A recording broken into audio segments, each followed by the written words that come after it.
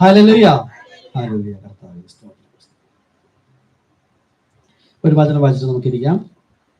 നമ്മൾ എടുത്തുകൊണ്ടിരിക്കുന്നത് ഒരു പരിപൂർണ മനുഷ്യന്റെ സമ്പൂർണ്ണ വളർച്ച, അതായത് കർത്താവിന്റെ ജനം എങ്ങനെ ആയിരിക്കണമെന്ന് കർത്താവ് ആഗ്രഹിക്കുന്ന ലെവലിൽ നാം ആകണം. അതിലേക്ക് വേണ്ടി കർത്താവ് നമ്മോട് സംസാരിക്കുകയാണ്.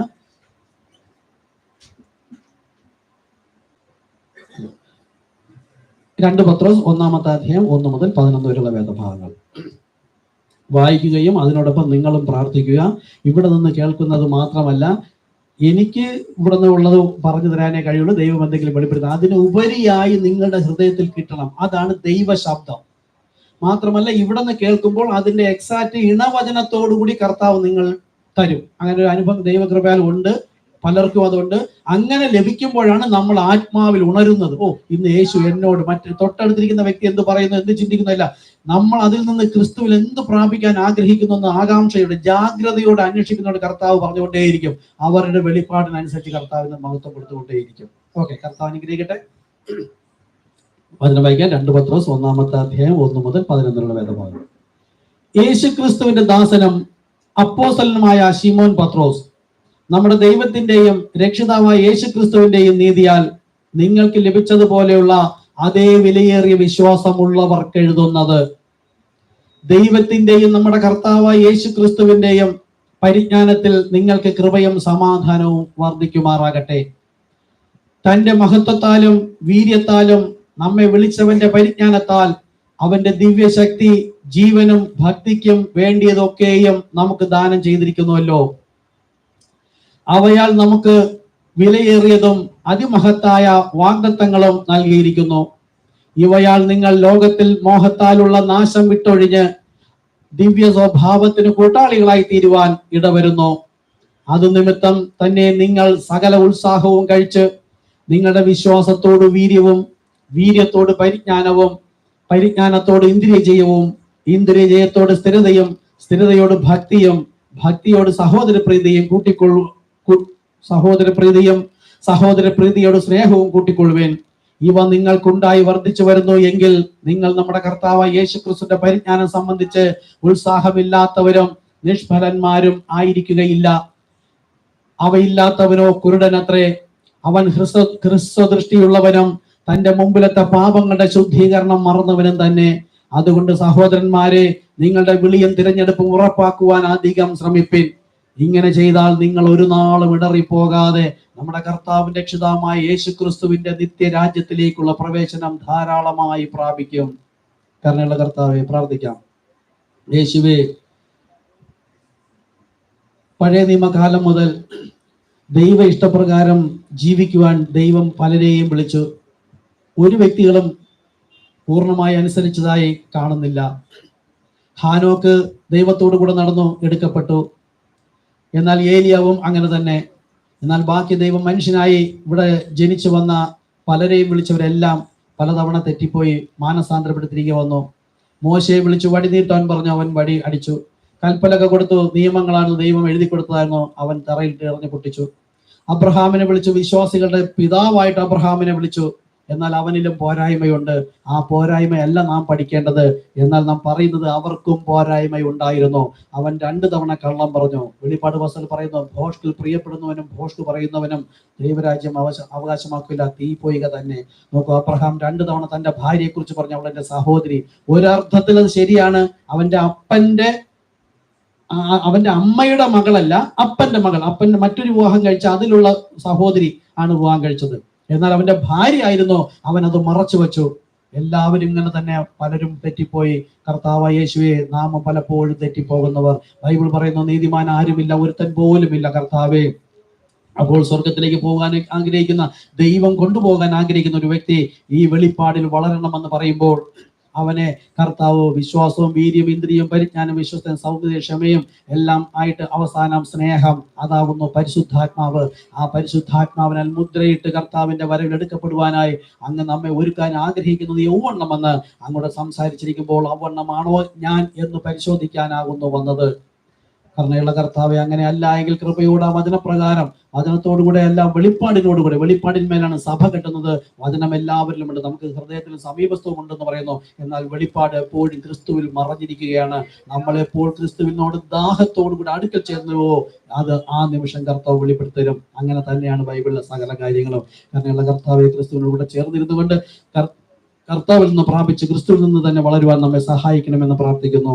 യേശു ക്രിസ്തു നാമത്തിൽ തന്നെ. ആമേൻ. ആമേൻ. ഇരിക്കാം, എല്ലാവർക്കും ഇരിക്കാം.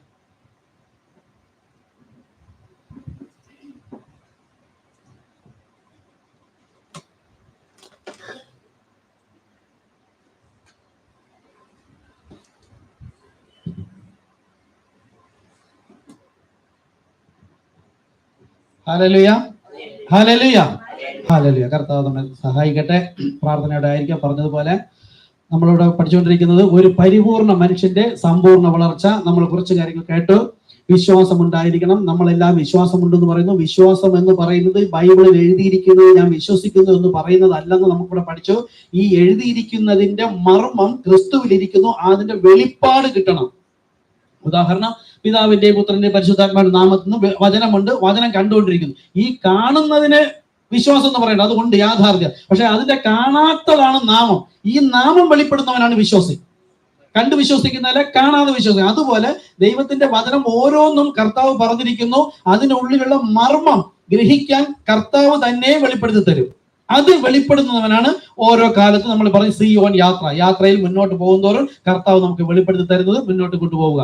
അപ്പം ഇതൊന്നും നഷ്ടപ്പെടുത്തിയിട്ടല്ല തൊട്ടടുത്തത് പ്രാപിക്കാനെന്ന് കർത്താവ് വചനത്തിൽ പറഞ്ഞിരിക്കും. ഇവ ലഭിക്കുന്നു എങ്കിൽ, അല്ലെ, ആർക്കാ ഇത് എഴുതിയിരിക്കുന്ന? ഇത് എഴുതിയതാർക്കാ ഇപ്പൊ വായിച്ചത്?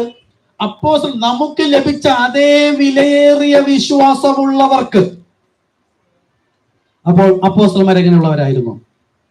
ദൈവരാജ്യ നിമിത്തവും കർത്താവിന്റെ നാമം നിമിത്തവും സുവിശേഷ നിമിത്തവും എരിവും ദാഹവും സ്വന്തം പ്രാണൻ കൂടെ വില കൽപ്പിക്കാത്തവരായിരുന്നു അപ്പോസ്തലന്മാർ. നമ്മൾ അങ്ങനെയാണോ അല്ലയോ എന്ന് നമ്മൾ വിചാരിച്ചിട്ട് ഒരു പക്ഷെ അല്പം നോർമലായിട്ട് പോകാൻ കുഴപ്പമില്ല, ഇനി സമയമുണ്ട്, അല്ലെങ്കിൽ ഇങ്ങനെയൊക്കെ. അങ്ങനെയല്ല. ഇവിടെ വ്യക്തമായി ബൈബിൾ നമുക്ക് എഴുതി തന്നിരിക്കുന്നത്, ആര് ഈ വചനത്തോടൊപ്പം നിൽക്കുന്നുവോ അവരാണ് വചനമാകുന്ന മണവാളനോടൊപ്പം ചേർന്ന് പോകുന്നത്. അപ്പോൾ നമുക്ക് ലഭിച്ചതുപോലുള്ള വിലയേറിയ വിശ്വാസം എന്ന് പറഞ്ഞാൽ, നമ്മൾ വായിച്ച കഴിഞ്ഞ 2 ആഴ്ച മുമ്പ് പഠിച്ചത്, അപ്പോസ്തലന്മാർ പറഞ്ഞത്, ഞങ്ങളെ നിങ്ങളോടുകൂടെ ക്രിസ്തുവിൽ ഉറപ്പിച്ചിരിക്കുന്ന എന്ന് വായിക്കും. നമ്മൾ പണ്ട് മുതലേ വായിക്കുന്നുണ്ട്. അവിടെ ഒന്ന് ആലോചിച്ച് നോക്കൂ. ഈ പറയുന്ന അപ്പോസ്തലന്മാരാണ് ഞങ്ങളെ. അപ്പോസ്തലൻ പഠിപ്പിക്കുകയാണ്. ഞങ്ങളെ എന്ന് പറയുമ്പോൾ ഇവരുടെ തൊട്ട് പിന്നീട് നോക്കിയാൽ അവർ വിശ്വാസ സ്നാനം സ്വീകരിച്ചിരിക്കുന്നത് കർത്താവായ യേശു ക്രിസ്തു നാമത്തിൽ. ആ കർത്താവായ യേശു ക്രിസ്തു നാമത്തിൽ സ്നാനപ്പെട്ട് പരിശുദ്ധാത്മാവ് ലഭിച്ച അവർ പറയുകയാണ് ഞങ്ങളെ. അങ്ങനെ തന്നെ ഓരോ വചനവും നമ്മൾ ഓരോ വചനവും അങ്ങനെ തന്നെ പഠിപ്പിച്ചു പോവുകയാണെങ്കിൽ മനസ്സിലാക്കാം. ഇല്ലെങ്കിൽ കർത്താവ് ചോദിക്കണം. അപ്പോൾ ഈ അപ്പോസ്തലന്മാര് പഠിപ്പിക്കുന്ന സഭയിലുള്ള ജനത്തോട് പറയുകയാണ്, ഞങ്ങളോടുകൂടെ നിങ്ങളെയും ക്രിസ്തുവിൽ. ബ്രദർ, ഈ സ്വിച്ച് ലൂസ് ആണോ നോക്കൂ. ആ ബോർഡിലുള്ള ഏതെങ്കിലും സ്വിച്ച് ലൂസ് ആണോ നോക്കുക. അപ്പൊ നിങ്ങളെ ഞങ്ങളോടുകൂടെ ക്രിസ്തുവിൽ ഉറപ്പിച്ചിരിക്കുന്നു എന്ന് പറഞ്ഞാൽ അത് ദൈവ നിയോഗമാണ്. ഓക്കെ, ശരിയെന്നാണ്. അതായത് നമ്മൾ വിചാരിച്ചാൽ പരിശുദ്ധാത്മാവ് നമുക്ക് ലഭിക്കുകയില്ല. അത് ദൈവം തന്നെ വിചാരിക്കണം. എപ്പോൾ? അതാണ് നമ്മൾ പറഞ്ഞ യോഹന്നാനില് ദൈവത്തിന്റെ കൽപ്പനകൾ ലഭിച്ച് വിശ്വസിച്ച് പ്രമാണിച്ചനുസരിക്കുന്നവനെ ദൈവം സ്നേഹിക്കുകയും ഞാനും അവനെ സ്നേഹിച്ച് അവന് എന്നെ തന്നെ വെളിപ്പെടുത്തി കൊടുക്കും. ഇതൊരു വചനമാണ്. എന്താണ് ഇതിന്റെ അർത്ഥം? നമ്മൾ പണ്ട് മുതലേ വായിച്ചിട്ടുണ്ട്.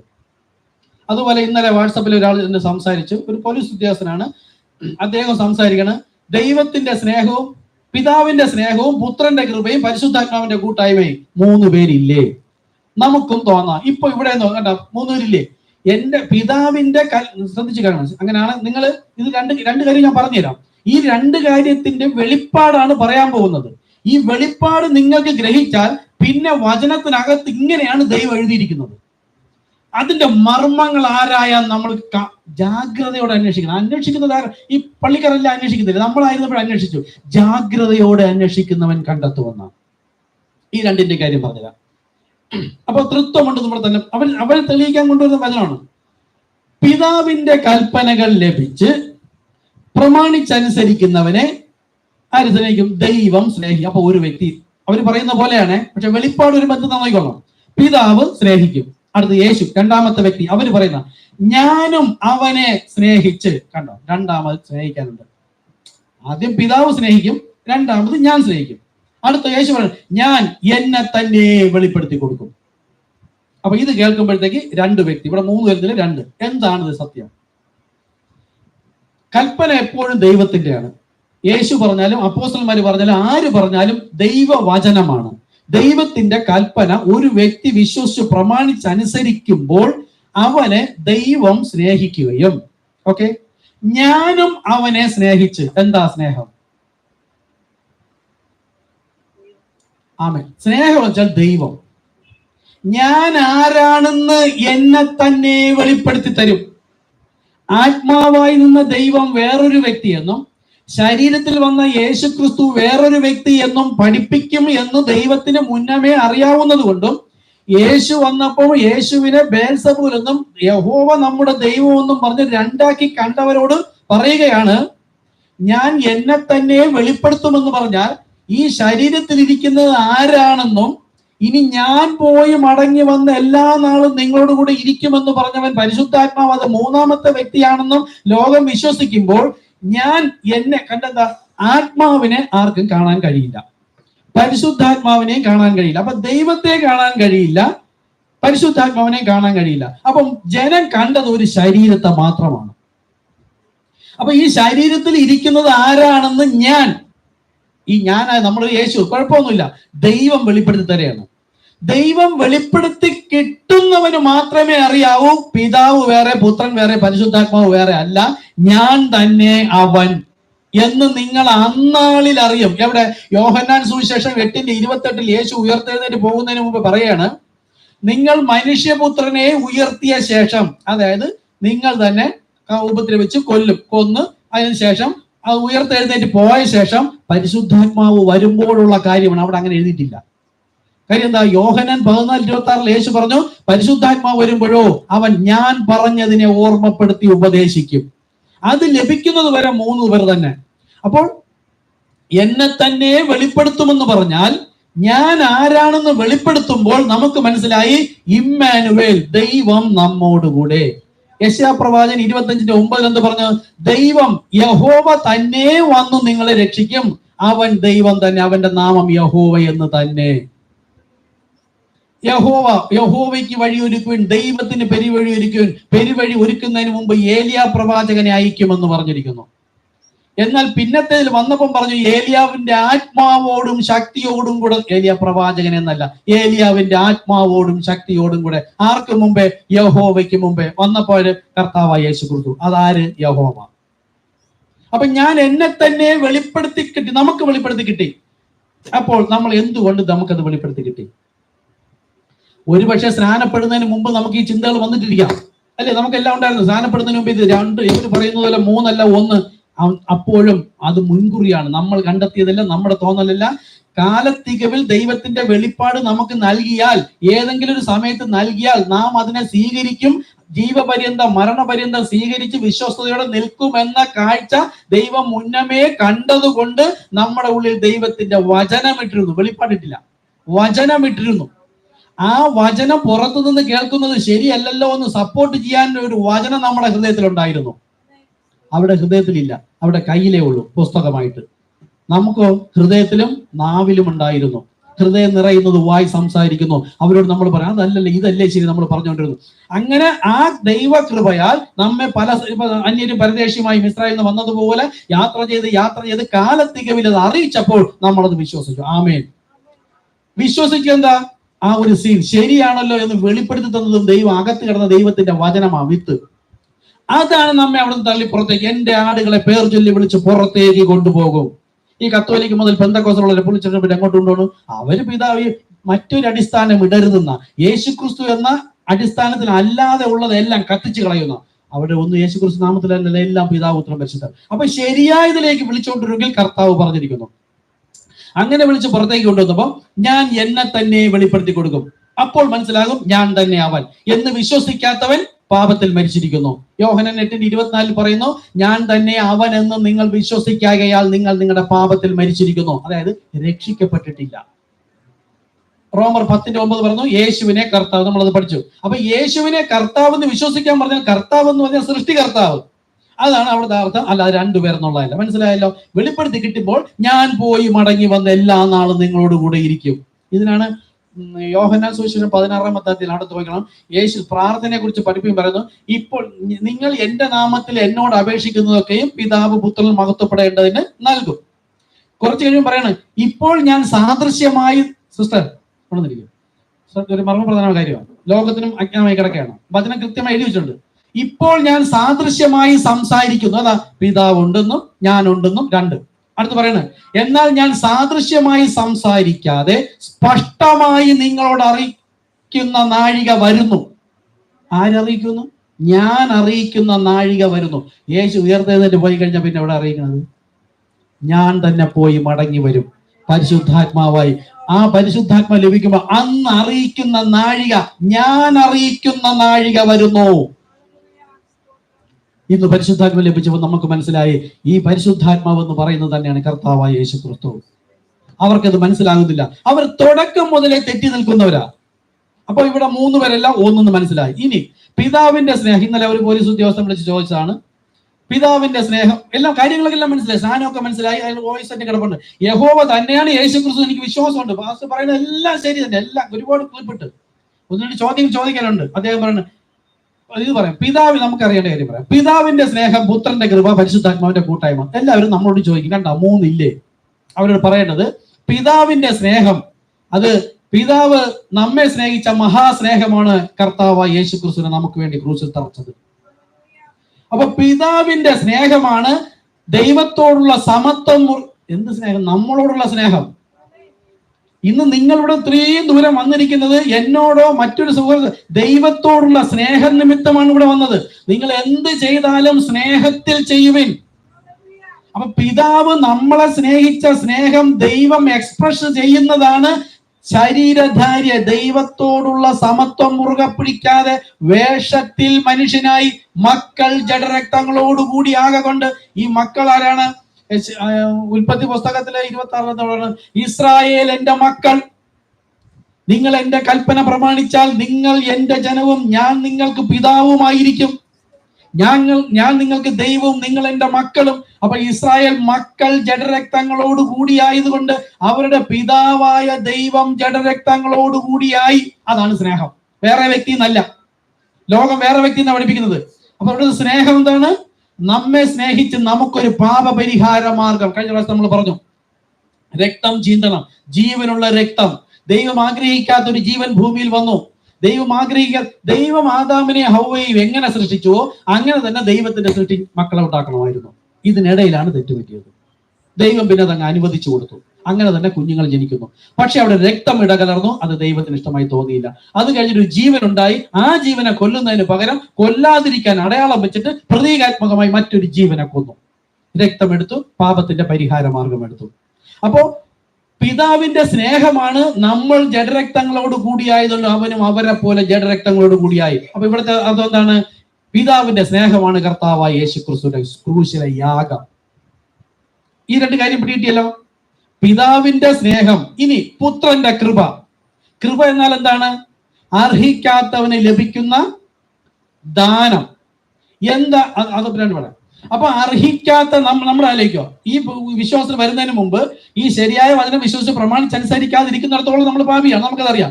അതുകൊണ്ടാണ് പാപം ഏറ്റുപറഞ്ഞ് നമ്മൾ ദൈവസഭയിലേക്ക് വരുമ്പോൾ എന്റെ പാപപരിഹാര മാർഗത്തിന് കർത്താവായ യേശു ക്രിസ്തു കാൽവരി ക്രൂശിൽ യാഗമായതുപോലെ ഞാനും പാപപരിഹാര മാർഗം എന്ന യാഗം, ക്രൂശ്, മരണ, അടക്ക, പുനരുദ്ധാനത്തോടുള്ള നല്ല മനസാക്ഷി എന്ന സ്നാനം ചെയ്യുമ്പോൾ പുത്രന്റെ കൃപ ലഭിക്കാൻ അർഹനാകും.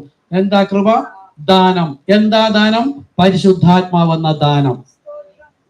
ഈ പാപമോചന സ്നാനത്തിലൂടെ പുത്രന്റെ കൃപ നമുക്ക് ലഭിക്കുകയാണ്. അത് പരിശുദ്ധാത്മാവ്. അടുത്തെന്ന് പറയുന്നു പരിശുദ്ധാത്മാവിന്റെ കൂട്ടായ്മ. അപ്പൊ പാപമോചന സ്നാനം കർത്താവായ യേശുക്രിസ്തു എന്ന നാമത്തിൽ ചെയ്താലേ പരിശുദ്ധാത്മാവ് ഇന്ന് ലഭിക്കുള്ളൂ. അതാ കഴിഞ്ഞ പ്രാവശ്യം പറഞ്ഞിട്ട് ഞാൻ വീട്ടിൽ പോയി കേട്ടപ്പോൾ അതിന്റെ വിശദീകരണം പറഞ്ഞില്ലല്ലോ, എന്ന് പറയാം. യേശു അപ്പോസ്തലന്മാരോട് മാത്രമേ പറഞ്ഞുള്ളൂ കാത്തിരുന്ന് പരിശുദ്ധാത്മാവ് പ്രാപിക്കാൻ. ഇന്ന് ഞാൻ ഉപവസിച്ച് പരിശുദ്ധാത്മാവ് അങ്ങനെ കിട്ടുകയാണെങ്കിൽ കാൽവരി ക്രൂസിലെ യാഗം വേണ്ടെന്ന് വെച്ചു പോകും. ദൈവത്തിന്റെ രീതി ഓരോ കാലത്ത് ഇവിടെ അല്പം അവിടെ അല്പം ഭാഗമായി വിവിധമായും വചനം പറയുമ്പോൾ ഓരോ കാലത്തിൽ ദൈവം അയക്കുന്ന മനുഷ്യർ അത് നിവർത്തിച്ച് കഴിഞ്ഞിട്ട് അവരിലൂടെ ദൈവം സംസാരിച്ചിരിക്കുന്നു. ഇനി നമുക്ക് ഈ ദാനം എന്ന പരിശുദ്ധാത്മാവ് ലഭിക്കണമെങ്കിൽ ഓരോരുത്തർ മാനസാന്തരപ്പെട്ട് കർത്താവായ യേശുക്രിസ്തു നാമത്തിൽ സ്നാനമേൽപ്പിൻ, എന്നാൽ പരിശുദ്ധാത്മാവെന്ന ദാനം ലഭിക്കും. ഇന്ന് പരിശുദ്ധാത്മാവെന്ന ദാനം ലഭിക്കാൻ കർത്താവായ യേശുക്രിസ്തു നാമത്തിൽ പാപപരിഹാര മാർഗം യാഗം ഒരുക്കിയാൽ മാത്രമേ ഉള്ളൂ. അപ്പൊ പുത്രന്റെ കൃപ നമുക്ക് വേണ്ടി, യോഗ്യതയില്ലാത്ത നമുക്ക് പരിശുദ്ധാത്മാവെന്ന ദാനം നൽകുന്നതിന് വേണ്ടി ദൈവം ഒരുക്കിയ ഒരു വഴിയാണ് ക്രൂശിലെ മരണം. പിശാച് ആദ്യ നൂറ്റാണ്ട് മുതൽ ഇന്നു വരെ പെന്തക്കോസ്ത് വരെയും ആ രക്തം ചീന്തിയ യാഗം തള്ളി നാമത്തിന് പകരം മറ്റൊരു വാക്കം വെച്ചു കൊടുത്തു. ക്രൂശിന്റെ വചനത്തിന് ശത്രുക്കളും അറയ്ക്കപ്പെട്ടവരും നിന്ദിക്കപ്പെട്ടവരും വെറുക്കപ്പെട്ടവരുമായിരിക്കുന്നു. അവർക്കറിയില്ല എന്താ അവിശ്വാസികളുടെ ഹൃദയത്തെ പിശാച് കുരുടാക്കിയിരിക്കുന്നു. നിങ്ങൾക്ക് കർത്താവിന് സ്തോത്രം പറയാൻ വേണ്ടിയിട്ടാണ് ഞാൻ വീണ്ടും പറയുന്നത്. അങ്ങനെ അവരുടെ ഇടയിൽ തന്നെ ഇരുന്ന നമുക്ക് കർത്താവ് ഹൃദയം തുറന്ന് തന്നതുകൊണ്ടാ നമുക്കത് സ്നാനം പ്രാപിക്കാൻ കഴിഞ്ഞത്. എത്ര വലിയ കൃപയാണ്! അത് ലഭിക്കാൻ നമുക്ക് എന്ത് യോഗ്യതയുള്ളത്? ഒന്ന് തിരിഞ്ഞു, അതാണ് കൃപ. അപ്പൊ പുത്രന്റെ കൃപ എന്ന് പറഞ്ഞാൽ ഇത് ആരാണ് ചെയ്തത്? ദൈവം തന്നെ ശരീരധാരിയായി വന്നു. എന്തുകൊണ്ട്? മക്കൾ ജഡരക്തങ്ങളോട് കൂടിയായതുകൊണ്ട്. വന്നതാര്? സ്വന്തമായവൻ. സ്വന്തമായവരിലേക്ക് വന്നു, സ്വന്തമായവരാണ് തള്ളിക്കളഞ്ഞു. അപ്പൊ വന്നവൻ സ്വന്തമായവനായിരിക്കണം, വന്നവൻ മക്കളുടെ പിതാവായിരിക്കണം. ആവർത്തന പുസ്തകം 7:6 നോക്കുക. യഹോവ പറയുന്നു, ഇസ്രായേലേ കേൾക്ക, നിന്നെ ഭൂമിയിലെ സകല വംശങ്ങളിലും വെച്ച് ഞാൻ യഹോവയായ ദൈവം, ഞാൻ എന്റെ സ്വന്തം ജനമായി തെരഞ്ഞെടുത്തിരിക്കുന്നു. ആവർത്തന പുസ്തകം 14:2 പറയുന്നുണ്ട്, ആവർത്തന പുസ്തകം 7:6 പറയുന്നു. അപ്പൊ 2 വായ്മൊഴിയിൽ ഏത് കാര്യം ഉറപ്പിക്കാം? ആ സ്വന്തമായ ആത്മാവായ ദൈവം മക്കൾ ജഡരക്തങ്ങളോടുകൂടി ആയിരുന്നു, ജഡശരീരത്തിൽ വന്നു. പുത്രന്റെ സ്നേഹം എന്ന് പറഞ്ഞാൽ, അല്ലെങ്കിൽ പുത്രന്റെ കൃപ എന്ന് പറഞ്ഞാൽ ദൈവകൃപ തന്നെയാണ് എന്നും കൂടെ നമ്മൾ മനസ്സിലാക്കണം. അപ്പൊ പുത്രൻ എന്ന് പറഞ്ഞാൽ ദൈവവചനത്തെ അനുസരിക്കുന്ന പ്രകാരം ഒരു ശരീരധാരിയായി ഇവിടെ നടന്ന് ആത്മാവിനാൽ വഴി നടത്തപ്പെട്ട വ്യക്തിയാണ് ഈ യേശു എന്ന്. അതാണ് സ്നാനമേറ്റ് പരിശുദ്ധാത്മാ ലഭിച്ച് ആത്മാവ് അവനെ മരുഭൂമിയിലേക്ക് നടത്തിയപ്പം ആത്മാവിനാൽ വഴി നടത്തപ്പെടുന്നു. ഉടൻ ദൈവം പറഞ്ഞു, ഇവൻ എന്റെ പ്രിയ പുത്രൻ, ഇവനിൽ ഞാൻ അവിടെ പ്രസാദിക്കുന്നു എന്ന മലയാളത്തിൽ. അങ്ങനെയല്ല, ഇവനിൽ വസിപ്പാൻ ഞാൻ പ്രിയപ്പെടുന്നു എന്നാണ് ഒറിജിനൽ ബൈബിളിൽ. KJV വർഷം ഇംഗ്ലീഷിൽ അത് കിട്ടും. ഇവനിൽ വസിപ്പാൻ. ഇതാണ് കൃപ, പുത്രന്റെ കൃപ. അപ്പൊ കാൽവരി ക്രൂശിലെ യാഗമെന്ന കർത്താവായ യേശുക്രിസ്തു എന്ന നാമത്തിൽ തന്നെ പാപമോചന സ്നാനം ലഭിക്കുന്ന എല്ലാവർക്കും പരിശുദ്ധാത്മ. ഞാനിപ്പോ അത് വേറൊരു കാര്യം പറയായിരുന്നാണ്, ഇങ്ങനെ പറഞ്ഞിട്ട് പറയാണ്. ആർക്ക് വേണ്ടിയിട്ടായിരിക്കാം? കർത്താവായ യേശുക്രിസ്തു നാമത്തിൽ സ്നാനപ്പെട്ടിരിക്കുന്ന യേശു നാമ സഭകളുണ്ട്, അവർക്ക് പരിശുദ്ധാത്മാവ് ലഭിച്ചിട്ടില്ല എന്ന് കർത്താവ് പറയുന്നു. എങ്കിൽ ഉണ്ട് എന്ന് അവർ അവകാശപ്പെട്ടാൽ അവരുടെ പുരോഹിതന്മാരുടെ ഉള്ളിലും വന്നത് പരിശുദ്ധാത്മാവാണെങ്കിൽ ആ പരിശുദ്ധാത്മാവ് എന്ത് ചെയ്യുന്നു? യേശു പറഞ്ഞു, സകല സത്യത്തിലും വഴി നടത്തും. ആ സഭകളിൽ ഇന്നും ഇരിക്കുന്ന സഹോദരിമാരെല്ലാം തലയിൽ മൂടുപടം ഇട്ടുകൊണ്ടിരിക്കുന്നു. അവരുടെ ഉള്ളിരിക്കുന്ന പരിശുദ്ധാത്മാവ് ആണെങ്കിൽ ഒരു നിമിഷമെങ്കിലും കുത്തുകൊടുക്കില്ലേ? എത്രയോ വർഷങ്ങളിൽ ഞാൻ അറിയുന്നത് 40-കളിലെന്തോ യേശുക്രിസ്തു നാമത്തെ സ്നാനം തുടങ്ങിയെന്ന് അത് ഒരു വ്യക്തി സംസാരിക്കുകയാണ്. അപ്പോൾ അന്ന് മുതൽ ഇന്നു വരെയും അവരുടെ ഉള്ളിൽ ഈ ശരിയായ പരിശുദ്ധാത്മാവാണെങ്കിൽ ഇവരെ വഴി നടത്തി എത്രയോ പേര് മരിച്ചുപോയി. അവരുടെ ഉള്ളിലുള്ള ശരിയായ ആത്മാവാണോ? ഞങ്ങളുടെ വചനം ഒരിക്കൽ എന്നും മറ്റൊരിക്കൽ ഇല്ല എന്നുമല്ല. അപ്പൊ ഒരുപാട് വചനങ്ങൾ ഞാൻ 7-8 മിനിറ്റ് വെച്ച് സംസാരിച്ചിട്ടുണ്ട്. അങ്ങനെ ധാരാളം കാര്യങ്ങൾ തെറ്റു പഠിപ്പിച്ചിട്ടും അവരെ ഒരു നിമിഷം പോലും അത് തെറ്റെന്ന് പറഞ്ഞു കൊടുക്കാത്ത ഒരു ആത്മാവെങ്കിൽ അവരെ സ്നേഹിക്കുന്ന ആത്മാവല്ല, അവരെ കൊല്ലുന്ന ആത്മാവാണ്. അവൻ അറുപ്പാനും മുടിപ്പാനും മോഷ്ടിപ്പാനും വന്നു, ഞാൻ വന്നത് ജീവൻ നൽകുവാനും സമൃദ്ധിയായി നൽകുവാനും. അപ്പോൾ കർത്താവായ യേശുക്രിസ്തു നാമത്തിൽ സ്നാനമേറ്റിരിക്കുന്ന അവരുടെ ഉള്ളിൽ പരിശുദ്ധാത്മാവ് വന്നിട്ടില്ല. പരിശുദ്ധാത്മാവ് വരുമ്പോൾ എന്ത് ചെയ്യണം? സ്നാനം ശരിയാണ്, പക്ഷെ എന്ത് ചെയ്യണം? ശരിയായ മന്ന, വെളിപ്പാട്, വചനം, ഇണവചനത്തോടുള്ള മന്നയാണ് കഴിക്കാൻ. തെറ്റായ വ്യാഖ്യാനം മരണത്തെ കൊണ്ടുവരുന്നു. ഓക്കെ, അപ്പൊ പിതാവിന്റെ സ്നേഹം നമുക്ക് നൽകിയ യേശുക്രിസ്തു, പുത്രന്റെ കൃപ നമ്മുടെ പാപപരിഹാര മാർഗത്തിന് വേണ്ടി ഒരുക്കിയ ക്രൂശിലെ യാഗം. കൃപ എന്ന വാക്കിന്റെ അർത്ഥം ദാനം. ദാനം എന്താ? പരിശുദ്ധാത്മാവ് ലഭിക്കാൻ ദൈവ ഇഷ്ടമാണ്. ഇനി ക്രൂശ് മരണത്തിന് ശേഷം അപ്പോസ്തലന്മാർ ഒഴികെ ബാക്കി എല്ലാവർക്കും പരിശുദ്ധാത്മാവ് ലഭിക്കണമെങ്കിൽ അഭിഷേകമല്ല, 2 തരത്തിലുണ്ട്.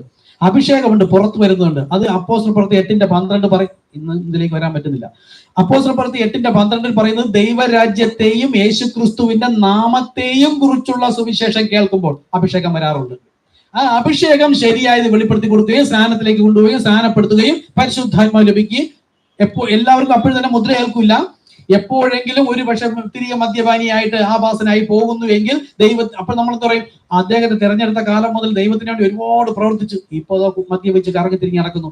ദൈവത്തിന്റെ തെരഞ്ഞെടുപ്പ് തെറ്റിപ്പോയില്ലേ? ഇല്ല, അത് നമ്മുടെ വ്യാഖ്യാനമാണ്. ദൈവം അന്നും അദ്ദേഹത്തിന് പരിശുദ്ധാത്മാവ് നൽകിയിട്ടില്ല. പരിശുദ്ധാത്മാവ് നൽകിയാൽ അത് വീണ്ടെടുപ്പിൻ നാൾ വരെ മുദ്രയിട്ടിരിക്കുന്നു. ഒരു പക്ഷേ തെറ്റിപ്പോയാൽ ഈ പരിശുദ്ധാത്മാവ് തിരുത്തും. പശ്ചാത്താപവും മാനസാന്തരം കൊടുത്ത് യഥാസ്ഥാനത്താക്കുമ്പോൾ കരുണയോടെ കൃപയോടുകൂടെ അദ്ദേഹം സ്നേഹത്തിൽ പോകും. അപ്പൊ സ്നാനപ്പെട്ട് അങ്ങനെ തെറ്റിപ്പോയാൽ പിന്നെ ഇനി ഒരിക്കലും തെറ്റിപ്പോകില്ല എന്നത് ദൈവത്തിന് മുന്നമേ എപ്പോൾ കാണാമല്ല, പണ്ടേ കാണാം. എപ്പോൾ മുതൽ, ആ പീരീഡ് മുതൽ കർത്താവ് സീൽ ചെയ്യും. അത് വീണ്ടെടുപ്പിൻ നാൾ വരെ നമ്മോടൊപ്പം തന്നെ. ആര് പറഞ്ഞാലും പോകുന്നില്ല. ഞാൻ അങ്ങനെ ചെയ്യില്ല, കർത്താവിന് അങ്ങനെ അറിയാം. അങ്ങനെ ഉണ്ടെങ്കിൽ മാത്രമല്ലേ പരിശുദ്ധാത്മ നൽകുള്ളൂ. മനസ്സിലായോ? വീണ്ടെടുപ്പിൻ നാൾ വരെ. അപ്പോൾ പിതാവിന്റെ സ്നേഹം, പുത്രന്റെ കൃപ, പരിശുദ്ധാത്മാവിന്റെ കൂട്ടായ്മ എന്ന് പറഞ്ഞാൽ ഇങ്ങനെ പുത്രന്റെ കൃപ പ്രകാരം കർത്താവ് യേശുക്രിസ്തു നാമത്തിൽ സ്നാനമേറ്റ് പരിശുദ്ധാത്മാവ് ലഭിക്കുന്നവരുമായിട്ടുള്ള കൂട്ടായ്മ, പരിശുദ്ധാത്മ കൂട്ടായ്മ. അപ്പൊ ഈ 3 വാക്യങ്ങളിൽ ഉദ്ദേശിക്കുന്നത് പാപിയായ ഒരു മനുഷ്യനെ ദൈവസന്നിധിയിലേക്ക് കൊണ്ടുപോകുന്നതിന് മുമ്പ് അവന്റെ പാപപരിഹാര മാർഗം ഒരുക്കുവാൻ ക്രൂശിലെ യാഗവും, അങ്ങനെ വിശ്വസിച്ച് പുറത്തേക്ക് വരുന്നവന്റെ ഉള്ളിൽ പരിശുദ്ധാത്മാവ് കൊടുത്തിട്ട് സ്വർഗരാജ്യത്തിന്റെ നിയമപ്രകാരം അവനെ പ്രാക്ടീസ് വിജയിപ്പിച്ചിട്ട് കർത്താവിന്റെ സന്നിധിയിലേക്ക് കൊണ്ടുപോകാൻ ഉദ്ദേശിക്കുന്നതിന് വേണ്ടിയുള്ള ഒരു പ്രോസസ്സിന്റെ ചുരുക്കെഴുത്താണ് പിതാവിന്റെ സ്നേഹം, പുത്രന്റെ കൃപ, പരിശുദ്ധാത്മാവിന്റെ കൂട്ടായ്മ. ലോകം 3 പഠിപ്പിക്കുന്നു. ഇതുപോലെ തന്നെയാണ് ക്രൂശില സ്നാനവും. സാധാരണ നമ്മളൊരു ക്രിസ്തു വിശ്വാസി കർത്താവ് യേശു ക്രിസ്തു നമ്മൾ സ്നാനപ്പെട്ടാൽ അവിടെ മുതൽ പരിശോധന ഉണ്ടാവും. പരിശുദ്ധാത്മാവ് ലഭിച്ച് ആത്മാവ് വഴി നടത്തുമ്പോൾ ദൈവം നമുക്ക് അനുകൂലമാണ്. കർത്താവ് പറയുന്നതാണ്, ഇവൻ എന്റെ പ്രിയപുത്രൻ, ഇവനിൽ വസിപ്പാൻ ഞാൻ പ്രിയപ്പെടുന്നു എന്നതിന്റെ ഒരു അറ്റസ്റ്റേഷൻ ആണ്. അല്ലാതെ അവിടെ 3 പേരല്ല. അപ്പൊ ഇതൊക്കെ എല്ലാം ഇദ്ദേഹത്തിലൂടെ കർത്താവ് സംസാരിച്ച. ഞാൻ ഈ പെന്തക്കോസ്തിൽ പ്രസംഗിച്ചിരുന്നതാണ്. 9 വർഷം അവിടെ ഇരുന്നാൽ 5 വർഷവും പ്രസംഗിച്ചിരുന്നതാണ്. അല്ല, 4 വർഷം, 5 വർഷമായിട്ട് വിശ്വാസമായിട്ടിരുന്നു. അപ്പൊ ഈ 4 വർഷം പിന്നെ പണ്ട് മുതലേ പ്രസംഗിച്ച് നടന്നിട്ട് ഇതൊന്നും മനസ്സിലായില്ല. ഇവിടെ വന്ന് പല പുസ്തകങ്ങൾ വായിച്ച് അദ്ദേഹത്തിനോട് സംസാരിച്ച് കണ്ടപ്പോഴാണ് ഈ വചനങ്ങളുടെ വെളിപ്പാടുകൾ ഇതാണെന്ന് മനസ്സിലായത്. അതിനാണ് ബ്രദർ ഇന്ന് പ്രസംഗം കേൾക്കാൻ വേണ്ടി എന്നെ കൊണ്ടുവന്നിട്ട് ഏകദേശം 170ഓളം പ്രസംഗമുണ്ട് ഇദ്ദേഹം സംസാരിച്ചത്. അത് കേൾക്കുമ്പോൾ ഇതിൽ ഒരുപക്ഷെ ഇങ്ങനെ സംസാരിച്ചുള്ളൂ. ചില മെസ്സേജിൽ ഇതുപോലെ വിവരിച്ചിട്ടുമുണ്ട്. അങ്ങനെയുള്ള ഇപ്പം ഫോണിലൊക്കെ ആണെങ്കിൽ മെസ്സേജിന്റെ പേര് നോക്കിയെടുത്ത് കുറിച്ചൊക്കെ എടുക്കാമായിരുന്നു. അല്ലെങ്കിൽ പുസ്തകങ്ങളുണ്ട് ധാരാളം, ലൈബ്രറിയിൽ വെച്ചിട്ട് ഒരുപാട് പുസ്തകം ഇതുപോലത്തെ മർമ്മപ്രധാന കാര്യങ്ങളെല്ലാം വിശദീകരിച്ചിട്ടുണ്ട്. അപ്പൊ ഇങ്ങനെ ഓരോന്നും മനസ്സിലാകുമ്പോഴാണ് വെളിപ്പാട്. ഈ വെളിപ്പാട് കിട്ടിയ ഇനി നമ്മൾ തൃത്വം പറയാൻ പോകുമോ? സംശയം പോലും വെക്കരുത്. ഇതെല്ലാം കേട്ട് ഇവിടെ വന്നിട്ട് പിതാവിന്റെ സ്നേഹം, പുത്രന്റെ കൃപ, പരിശുദ്ധാത്മാവിന്റെ കൂട്ടായ്മ എന്ന് പറയുന്നല്ലോ പാസ്റ്റർ, അത് 3 പേരില്ലേ അങ്ങനെയൊന്നും ചോദിച്ചോണ്ട് വരരുത്. പരിശുദ്ധാത്മാവോട് ചോദിക്കണം. അപ്പൊ നമുക്ക് ഇത് ലഭിച്ചു കഴിഞ്ഞാൽ പിന്നെ ഇതിന്റെ ആവശ്യവും ഇല്ല. അത് ഞാനത് പറയുന്നു. ഈ മെസ്സേജ് കേട്ടോണ്ട്, പുസ്തകം വായിച്ചോണ്ട്, ബൈബിൾ വായിച്ചോണ്ട് സ്വർഗത്ത് പോകില്ല. ഈ ഒരു ബൈബിൾ വായിച്ചോണ്ടിരിക്കുന്ന എല്ലാ കത്തോലിക്കലും ഒരു വിശ്വാസം, ഒരു സ്നാനം, ഒരു കർത്താവ് എന്ന് പറഞ്ഞിട്ട് എങ്ങനെ വ്യത്യസ്തമായി? പരിശുദ്ധാത്മാവ് വരുമ്പോഴാണ് ഈ എല്ലാം എഴുതിയിരിക്കുകയും പറഞ്ഞിരിക്കുകയും ബൈബിളിന്റെ അകത്തെ എക്സാക്ട് മർമ്മം വെളിപ്പെടുത്തി തരുന്നത്. ആ വെളിപ്പാടിന്മേലാണ് ദൈവം തന്റെ വ്യക്തി സഭയെ കെട്ടപ്പെടുത്തുന്നത്. ഓക്കെ, ഞാൻ പറഞ്ഞപ്പോഴാണ് വിശ്വാസം നമുക്ക് കിട്ടി. വിശ്വാസത്തോടുകൂടെ വീര്യം, കേട്ടതിന്റെ വചനത്തോടുള്ള ഓരോ വെളിപ്പാടിനോടൊപ്പമാണ് വീര്യം. വെളിപ്പാട് ലഭിക്കുന്നതോടൊപ്പം തന്നെ നമുക്കൊരു ജാഗ്രത വർദ്ധിക്കും. ആ വചനം പോലെ അടുത്തിനി എന്താ ദൈവത്തിന്റെ വചനം കേൾക്കും, വെളിപ്പാട് അതിൽ വളരുവാനുള്ള വീര്യം ഉണ്ടായിരിക്കും. അതോടൊപ്പം സുവിശേഷം അറിയിക്കുകയും വേണം. അത് കഴിയുമ്പോൾ പരിജ്ഞാനം ഉണ്ടാവും, നമ്മുടെ സ്വഭാവത്തിൽ മാറ്റം ഉണ്ടാവും. പണ്ട് എന്തെങ്കിലും ദേഷ്യം വരുമ്പോൾ പെട്ടെന്ന് വിളിച്ചൊക്കെ പറയുമായിരുന്നു. അല്ലെങ്കിൽ വചനം കേൾക്കുമ്പോൾ ഒരു പരിജ്ഞാനം ഇല്ല. ഇത് ഏത് കാലത്തേക്കുള്ള വചനം, എപ്പോഴത്തേക്കുള്ള വചനം? ഇത് രാവിലെ ബ്രദറിന്റെ ഉദാഹരണം പറഞ്ഞാണ്. അപ്പൊ പരിജ്ഞാനം ലഭിക്കുമ്പോൾ കിട്ടുന്നതാണ്. യേശു വേറൊരു വ്യക്തി എന്ന് വിശ്വസിക്കുന്നത് പോലെ ഇന്ന് പരിശുദ്ധാത്മാവ് 3ാമത്തെ ആള് എന്ന് വിശ്വസിക്കുന്നത് കൊണ്ട് ഈ ക്രിസ്ത്യാനികൾ ചെയ്യുന്നൊരു തെറ്റ് പറയാം. നമുക്കിപ്പോ മനസ്സിലായി. യേശു പറഞ്ഞു, ഞാൻ പോയി മടങ്ങി വന്ന് എല്ലാ നാളും നിങ്ങളുടെ കൂടെ ഇരിക്കും, ലോകാവസാനത്തോളം ഇരിക്കും, ഞാൻ നിങ്ങളെ അനാഥരായി വിടുകയില്ല. അപ്പൊ യേശു നമ്മോടൊപ്പമുണ്ട്. അപ്പൊ ഈ അപ്പോസ്തലന്മാരുടെ ഉള്ളിൽ ഇരിക്കുന്ന പരിശുദ്ധാത്മാവാണ് അത് എന്ന് നമുക്ക് വെളിപ്പെട്ടു. അപ്പൊ ഇത് വെളിപ്പെടാത്ത ജനം എന്ത് ചെയ്യും? പത്രോസ് പറഞ്ഞത് നമുക്ക് വേണ്ട, യേശു പറഞ്ഞത് മതി. ആ കാലത്തിന്റെ വചനം ഇന്ന് എടുത്തുകൊണ്ട് വന്നാൽ മരണം ഉറപ്പാണ്. പിതാവ് പുത്രൻ പരിശുദ്ധാത്മാവ് എന്ന് പറഞ്ഞ് ഇന്ന് സ്നാനപ്പെട്ടത് കൊണ്ട് മരണമാണ്. കാര്യം എന്താ? ഈ വെളിപ്പാട്, പിതാവിന്റെ നാമം കർത്താവ്, പുത്രന്റെ നാമം യേശു, പരിശുദ്ധൻ ക്രിസ്തു, ഈ നാമം വെളിപ്പെട്ട് കഴിഞ്ഞു. എങ്കലിടറാത്തവൻ ഭാഗ്യവാൻ. ഈ ശരീരം കണ്ടിട്ട് ഇടറിയിരിക്കുന്നവരാണ് ലോകത്തിലെ ക്രിസ്ത്യാനി മുഴുവൻ. ശരീരം അന്ന് അവര് കണ്ടതിന് എഴുതി വെച്ചിരിക്കുന്നു. ഇത് കണ്ടിട്ട് യേശു വേറൊരു വ്യക്തിയായിട്ടല്ലേ, പിതാവ് അങ്ങ് വേറെയല്ലേ, പരിശുദ്ധാത്മാവ് ആത്മാവായിട്ടൊന്നും. ഒരു ശരീരം കണ്ടപ്പോ പരിശുദ്ധാത്മാവ് വേറെ, ദൈവവും വേറെ. എങ്കൽ ഇടറിയിരിക്കുകയാണ്. ഇടറാത്തവൻ ഭാഗ്യവാൻ. അത് നമ്മളെ പോലുള്ള മനുഷ്യരാണ്. നമുക്ക് മനസ്സിലായി ഒരുവൻ തന്നെ. അപ്പൊ ഇന്ന് പരിശുദ്ധാത്മാവ് വേറെ വ്യക്തി എന്ന് പറഞ്ഞുകൊണ്ട് നിൽക്കുന്നവർക്ക് വെളിപ്പാടില്ല. ഈ വിശ്വാസ സ്നാനം സ്വീകരിച്ച് പരിശുദ്ധാത്മാവ് ലഭിക്കുമ്പോഴേ വെളിപ്പെടുള്ളൂ എന്നതിന് ഏറ്റവും നല്ല ഉദാഹരണമാണ് നമ്മൾ. നമുക്കൊന്നൊരു സംശയം, ഇത് ശരിയല്ല, ഇതല്ല ഇങ്ങനെയൊക്കെ നമ്മൾ ചിന്തിച്ചിരുന്നു. എക്സാക്ട് വെളിപ്പാട് വന്നപ്പോ ആമേ, അങ്ങനെയെങ്കിൽ പാപപരിഹാരമാണ് ഒറ്റ നാമം കർത്താവ് യേശു ക്രിസ്തു നാമത്തിൽ, അത് നമ്മൾ ചെയ്തു. ഇനിയാണ് നമ്മളെ ആത്മാവ് വഴി നടത്തുന്നത്. ഓക്കെ, അപ്പൊ പരിശുദ്ധാത്മാവ് വേറെ എന്ന് പറയുന്നത് പോലെ യേശു വന്നപ്പോൾ വേറെ എന്ന് പറഞ്ഞതുകൊണ്ട് യേശുവിനെ അവർക്ക് വിശ്വസിക്കാൻ പറ്റിയില്ല, അവർ മരിച്ചുപോയി. ഇന്ന് പരിശുദ്ധാത്മാവ് വേറെ എന്ന് പറയുന്നവരും മരണത്തിൽ തന്നെയാണ്. ബൈബിളാണ് ഇത്. ഒന്ന് എന്ന് വിശ്വസിക്കണമെങ്കിൽ പരിശുദ്ധാത്മാവ് ലഭിക്കണം, ഇല്ലെങ്കിൽ മുൻകുറി ഉണ്ടായിരിക്കണം. ഓക്കെ, അപ്പോ വിശ്വാസം ലഭിച്ചു, വീര്യം ലഭിച്ചു, പരിജ്ഞാനം ലഭിച്ചു, ഇന്ദ്രിയജയം നമ്മൾ എടുത്തു. ഇന്ദ്രിയജയം നമ്മൾ എടുത്ത് എന്താണ്? തെറ്റുകുറ്റങ്ങളെ, പാപങ്ങളെയും, ഒരു മോഹം വരും, ഇഷ്ടം വരും, പലതും വരും. അതിനെ പിടിച്ചടക്കിക്കൊണ്ട് ദൈവ ഇഷ്ടപ്രകാരം ജീവിച്ച് മുന്നോട്ട് പോകുന്നതിനുള്ള ഒരു ഇന്ദ്രിയ ജയം, പാപത്തെ തോൽപ്പിക്കുവാനുള്ള ഒരു പവർ പരിശുദ്ധാത്മാവ് ലഭിച്ചാലുള്ളൂ. നമുക്ക് കഴിയൊന്നുമില്ല. നമ്മളിനി എത്ര ഭക്തനെന്ന് പറഞ്ഞാലും നാം എന്ന മനുഷ്യന് കഴിയുമെങ്കിൽ പരിശുദ്ധാത്മാവിന് ആവശ്യമില്ല എന്നായി പോകും. അതുകൊണ്ട് എളിമയോടെ, താഴ്മയോടെ, കർത്താവെ അങ്ങല്ലാതെ ഇനിയിപ്പോ എനിക്ക് ഇവിടെ നിന്ന് എടുക്കാൻ കഴിയും, എന്നിരുന്നാലും കർത്താവെ ഇത് എന്നോടൊപ്പമുള്ള പലരും ഇവിടെ ജീവിച്ചു പോലും ഇരിപ്പില്ല, എന്നെ അവശേഷിപ്പിച്ചിരിക്കുന്നല്ലോ, എനിക്കുള്ള ആരോഗ്യം തന്നല്ലോ, എന്റെ കൈ തളർന്നു പോയില്ലല്ലോ, എന്നെ അത് നന്മയോടെ കാത്തു സൂക്ഷിക്കുന്നല്ലോ കർത്താവെ എന്ന് പറഞ്ഞായിരുന്നാലും നമുക്ക് കർത്താവിന് മഹത്വം കൊടുക്കണം. അതായത് സ്തോത്രം എന്ന യാഗം ഇടവിടാതെ അർപ്പിക്കുവിൻ, അത് ദൈവനാമം മഹത്വനാവും. അപ്പം ഇന്ദ്രിയജയം എനിക്ക് പാപത്തെ പിടിച്ചടക്കാൻ കഴിയുമെന്നല്ല, എനിക്ക് കഴിയില്ല കർത്താവ്, എന്നെ ഒന്ന് സഹായിക്കണം കർത്താവ്. മുൻകോപമായിരിക്കാം, വാശിയായിരിക്കാം, അല്ലെങ്കിൽ വചനം വിശ്വസിച്ച് പ്രമാണിച്ചനുസരിക്കാൻ കഴിയാത്തതായിരിക്കാം, അല്ലെങ്കിൽ സമയത്ത് ആലയത്തിൽ വരുന്നതിനോ, അല്ലെങ്കിൽ വചനം 3 നേരം പ്രാർത്ഥിക്കണം, 3 നേരം ബൈബിൾ വായിക്കണം, 3 നേരം ഈ നമ്മൾ പ്രസംഗം പറ്റി ഇത് കേൾക്കണം, മിനിമം ഇതെങ്കിലും ചെയ്യണം. നമ്മളൊക്കെ ചെയ്യാറുണ്ടോ? പലപ്പോഴും ചെയ്യുന്നില്ല. അപ്പൊ ഇതിലേക്ക് പല തിരക്കുകളും ഉണ്ടെങ്കിൽ എങ്ങനെയെങ്കിലും നമ്മൾ ഇത് ചെയ്യാൻ ഇത് ഇന്ദ്രിയ ഒരു ജയമാണ്. ഇത് നമ്മളെ സഹായിക്കും. അത് കഴിയുമ്പോൾ ക്ഷമ ഇത് ഓരോന്നും വളർത്തിക്കൊണ്ടുവരണം. ക്ഷമ എന്ന എന്താണ്? അതിനാണ് ഉദാഹരണം പറഞ്ഞത്. അബ്രഹാമിനെ ദൈവം വിളിച്ച സ്ഥലം മുതൽ കർത്താവ് അവന് 25 വർഷം പരിശോധിച്ചു. അബ്രഹാമിനെ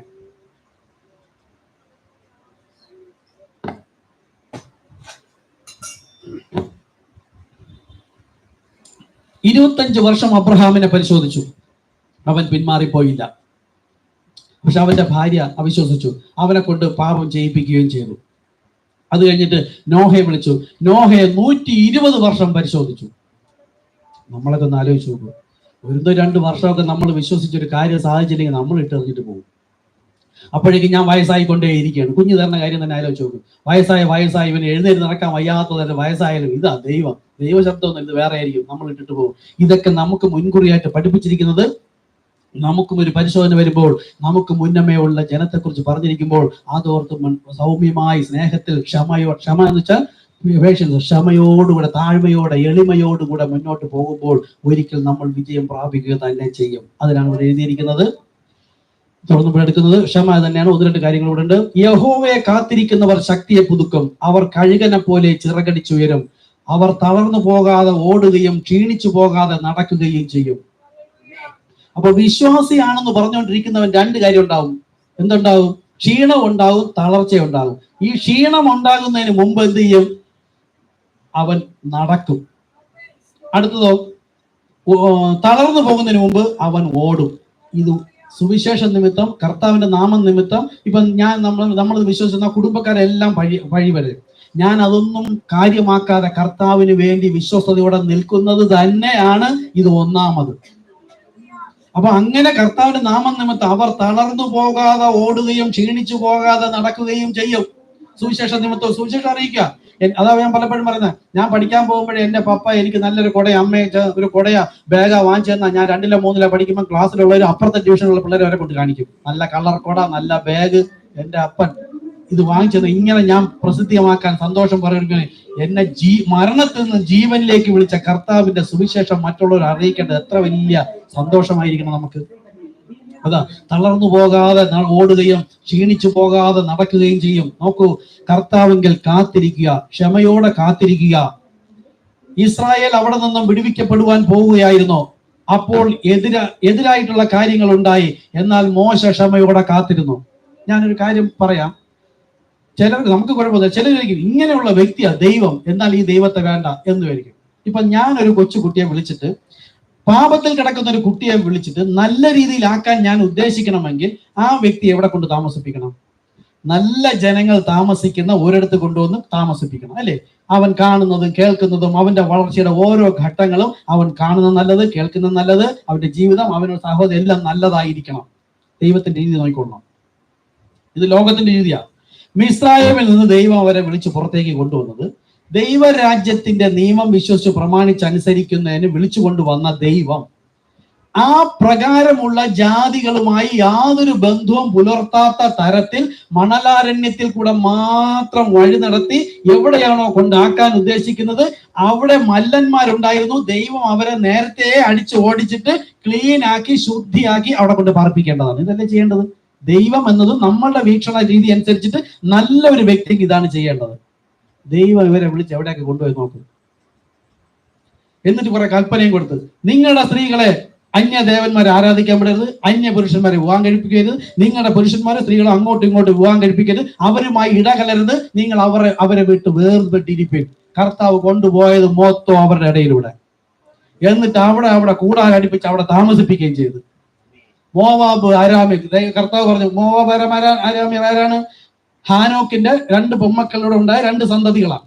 അവർ എന്റെ ആലയത്തിൽ പോലും കയറ്റില്ല എന്ന് പറഞ്ഞ് ശപിച്ച് പുറത്താക്കിയ അവരുടെ തലമുറകൾ പാപത്തിൽ വസിച്ചു വിഗ്രഹത്തെ ആരാധിച്ച് തന്നിഷ്ടപ്രകാരം ജീവിക്കുന്നവരുടെ ഇടയിൽ കൊണ്ടുപോവുക മാത്രമല്ല, അവരുടെ ഇടയിൽ കൂടാരം അടിപ്പിച്ച് അവിടെ താമസിപ്പിച്ചു, അവരുമായി മിംഗ്ലി ചെയ്തു. അവിടുത്തെ സ്ത്രീകളെ നോക്കിയപ്പോൾ സൗന്ദര്യവതികളൊന്നും കണ്ട് ഇവരങ്ങോട്ട് വിവാഹവും കഴിച്ച് അവരിങ്ങോട്ട് വിവാഹം കഴിച്ച് അവർ പറയുന്നതും കേട്ട് ഇവര് പറയുന്നതും കേട്ട് എല്ലാം മിംഗിൾ ചെയ്ത് പോയി. ഈ ദൈവത്തെ ആരെങ്കിലും സ്വീകരിക്കുമോ? ഇത് മനസ്സിലായാൽ സ്വീകരിക്കുമോ? ഇത് ദൈവമൊന്നുമല്ല. ദൈവമാണ് വിളിച്ചെങ്കിൽ പുതിയൊരു പാത, നമ്മുടെ ചെങ്കടൽ പാത പിളർന്നതുപോലെ നല്ല പാത തുറന്ന് നേരെ കനാലിൽ കൊണ്ട് നാക്കുമായിരുന്നു. ഇത് ദൈവമൊന്നുമല്ല, ഇതാണ് ദൈവത്തിന്റെ രീതി. ബൈബിൾ ഞാൻ ഇത് ഒരു ഉദാഹരണം പറഞ്ഞു. മോശയുടെ കാര്യവും ഇത് തന്നെ. മോശ ഇപ്പൊ അത് തന്നെ പറഞ്ഞു തരുന്നത്. നോഹയുടെ കാര്യം ഇത് തന്നെയാണ്. ദൈവം വിളിച്ച ഓരോ യോബ് എല്ലാവരുടെയും ഇതിനകത്ത് കുറെ കാര്യങ്ങൾ പറയുന്നത് ഞാൻ കുറച്ച് ഇടയ്ക്ക് ബ്രാക്കറ്റ് ചെയ്ത ഈ ബസ് തന്നെ ഇവിടെ ബ്രാക്കറ്റ് ചെയ്ത് പിന്നെ ഇത്രയേ ഉള്ളൂ, ബാക്കിയൊക്കെ വിട്ട്. ഇതൊക്കെ ഒരുപാട് ഉദാഹരണങ്ങൾ ബൈബിളിലുള്ള ഒരുപാട് ഉദാഹരണങ്ങൾ പറഞ്ഞു പഠിപ്പിക്കുന്ന അത് മൊത്തം പഠിപ്പിക്കേണ്ടി വരും. അത് മാത്രം, അതാണ് ഏറ്റവും നല്ലത്. ഓക്കെ, അപ്പൊ ഇങ്ങനെ വിളിച്ച് അവിടെ കൊണ്ട് കൂടാരം അടിപ്പിച്ചിട്ട് ദൈവം ആദ്യമേ കൽപ്പന കൊടുത്തു. പുറപ്പെട്ടു വരുന്ന സമയം മുതൽ തന്നെ കൽപ്പനകൾ കൊടുത്തു. നിങ്ങൾ അവരുമായി, അവർ നിങ്ങളുമായി വിവാഹ ബന്ധത്തിൽ ഏർപ്പെടരുത്, അവരുടെ ദേവനെ പൂജിക്കരുത്. അപ്പൊ അരുത് എന്നതെല്ലാം മുന്നമേ കൊടുത്തിട്ട് ദൈവം തന്നെ പരിശോധിക്കുകയാണ് ഇവരെ ആ സാഹചര്യത്തിലൂടെ കടത്തിക്കൊണ്ട് പോയാൽ ഇവൻ എന്ത് ചെയ്യും. തോറ്റുപോയവരല്ലേ 99.9%. 70 പേരുമായി കടന്നു വന്നവർ 400 വർഷത്തിന് ശേഷം ലക്ഷക്കണക്കിന് ജനവുമായി വന്ന് അവിടെ നിന്ന് പുറപ്പെട്ട മോശ ഒഴികെ ബാക്കി എല്ലാവരെയും കൊന്നു കളഞ്ഞു. 6 ലക്ഷം കണക്കിട്. 400 വർഷം കൊണ്ട് 70 പേരായിട്ട് വന്നതില് ഈ ജനത്തെ മുഴുവൻ കൊന്നു. അപ്പൊ ദൈവം, നമുക്ക് തോന്നാം എത്രമാത്രം അവരെ സ്നേഹിച്ചോ. എന്തിന് അരുതെന്ന് പറഞ്ഞ സ്ഥലത്ത് അവരെ കൊണ്ട് താമസിപ്പിച്ചു. 4 ആഴ്ചകൾ കൊണ്ട്, അതിന്റെ ചിത്രം ഞാൻ അവിടെ കാണിച്ചു തരാം. 4 ആഴ്ചകൾ കൊണ്ട് വരേണ്ടുന്നതാണ്. ദൈവം അവരെ ഇങ്ങനെയൊക്കെയാണ് കൊണ്ടുപോയി. ആ യാത്രയുടെ വഴി ബൈബിൾ ഇവിടുന്ന് ഒരു ഉദാഹരണം, ഒരു സർക്കിളാണ്. ഇവിടെ നിന്ന് ഇങ്ങനെ കൊണ്ടുപോയി, ഇവിടെ നിന്ന് ഇങ്ങ് താഴെ കൊണ്ടുവന്ന് ഇവിടെ വന്നിട്ട് ഇങ്ങനെയാണ് കൊണ്ടുവന്നത്. ഇവിടെ നിന്ന് ഇങ്ങോട്ടങ്ങ് വന്നാൽ മതിയായിരുന്നു. ബൈബിളിലുള്ള സ്ഥലങ്ങളും നമ്മുടെ മാപ്പ് ഉണ്ട്, നോക്കിയാൽ മതി. ഇത്രയും കറക്കി ഈ പാപത്തിൽ വസിക്കുന്ന ജനത്തിന്റെ ഇടയിൽ അവിടെ കൊണ്ട് താമസിപ്പിച്ച് ഒരു കാര്യവുമില്ലാതെ ഇങ്ങ് താഴെ അറ്റത്തോട്ട് കൊണ്ടുവന്നിട്ട് പിന്നെ മുകളിൽ ഇവിടെ എല്ലാം താമസിപ്പിച്ചിട്ട് ഇങ്ങ് മാറി കൊണ്ടു ഇവിടെ കൊണ്ട് താമസിപ്പിച്ചു. കനാൻ ദേശം ഇവിടെ നിന്ന് ഇങ്ങോട്ട് കൊണ്ടുവന്നാ പോരായിരുന്നു. അപ്പൊ നമ്മളെ വിശ്വാസ സ്നാനം സ്വീകരിച്ചിട്ട് കർത്താവിനാണെങ്കിൽ അടുത്ത ദിവസം ക്രിസ്തുവിൽ നിദ്രയും എടുത്താൽ പോരായിരുന്നോ? നമ്മളെയും സ്വർഗത്തിന്റെ ഇഷ്ടപ്രകാരം നാം അനുസരിക്കുമോ, കേൾക്കുമോ, ആ വചനത്തിന് കാതോർക്കുമോ, ലോക സുഖ സൗകര്യങ്ങളാകുന്ന പ്രതാപങ്ങൾ എങ്ങനെയല്ല മോടിയോടുകൂടെ വന്ന് മാടി വിളിച്ചാലും ഞാൻ യേശുവിനെ വിട്ടു പോകില്ല എന്ന് പറഞ്ഞിട്ട് ഇതുപോലെ വിശ്വസ്തയോടെ വന്ന വലിയൊരു കൂട്ടത്തെ കുറിച്ച് ഈ ബൈബിൾ മുഴുവനും പറഞ്ഞിരിക്കുന്നത്. അവരെല്ലാം വീണുപോയി. അപ്പൊ പ്രതികൂലം മുമ്പിൽ വയ്ക്കും എന്നത് ഉറപ്പാണ്.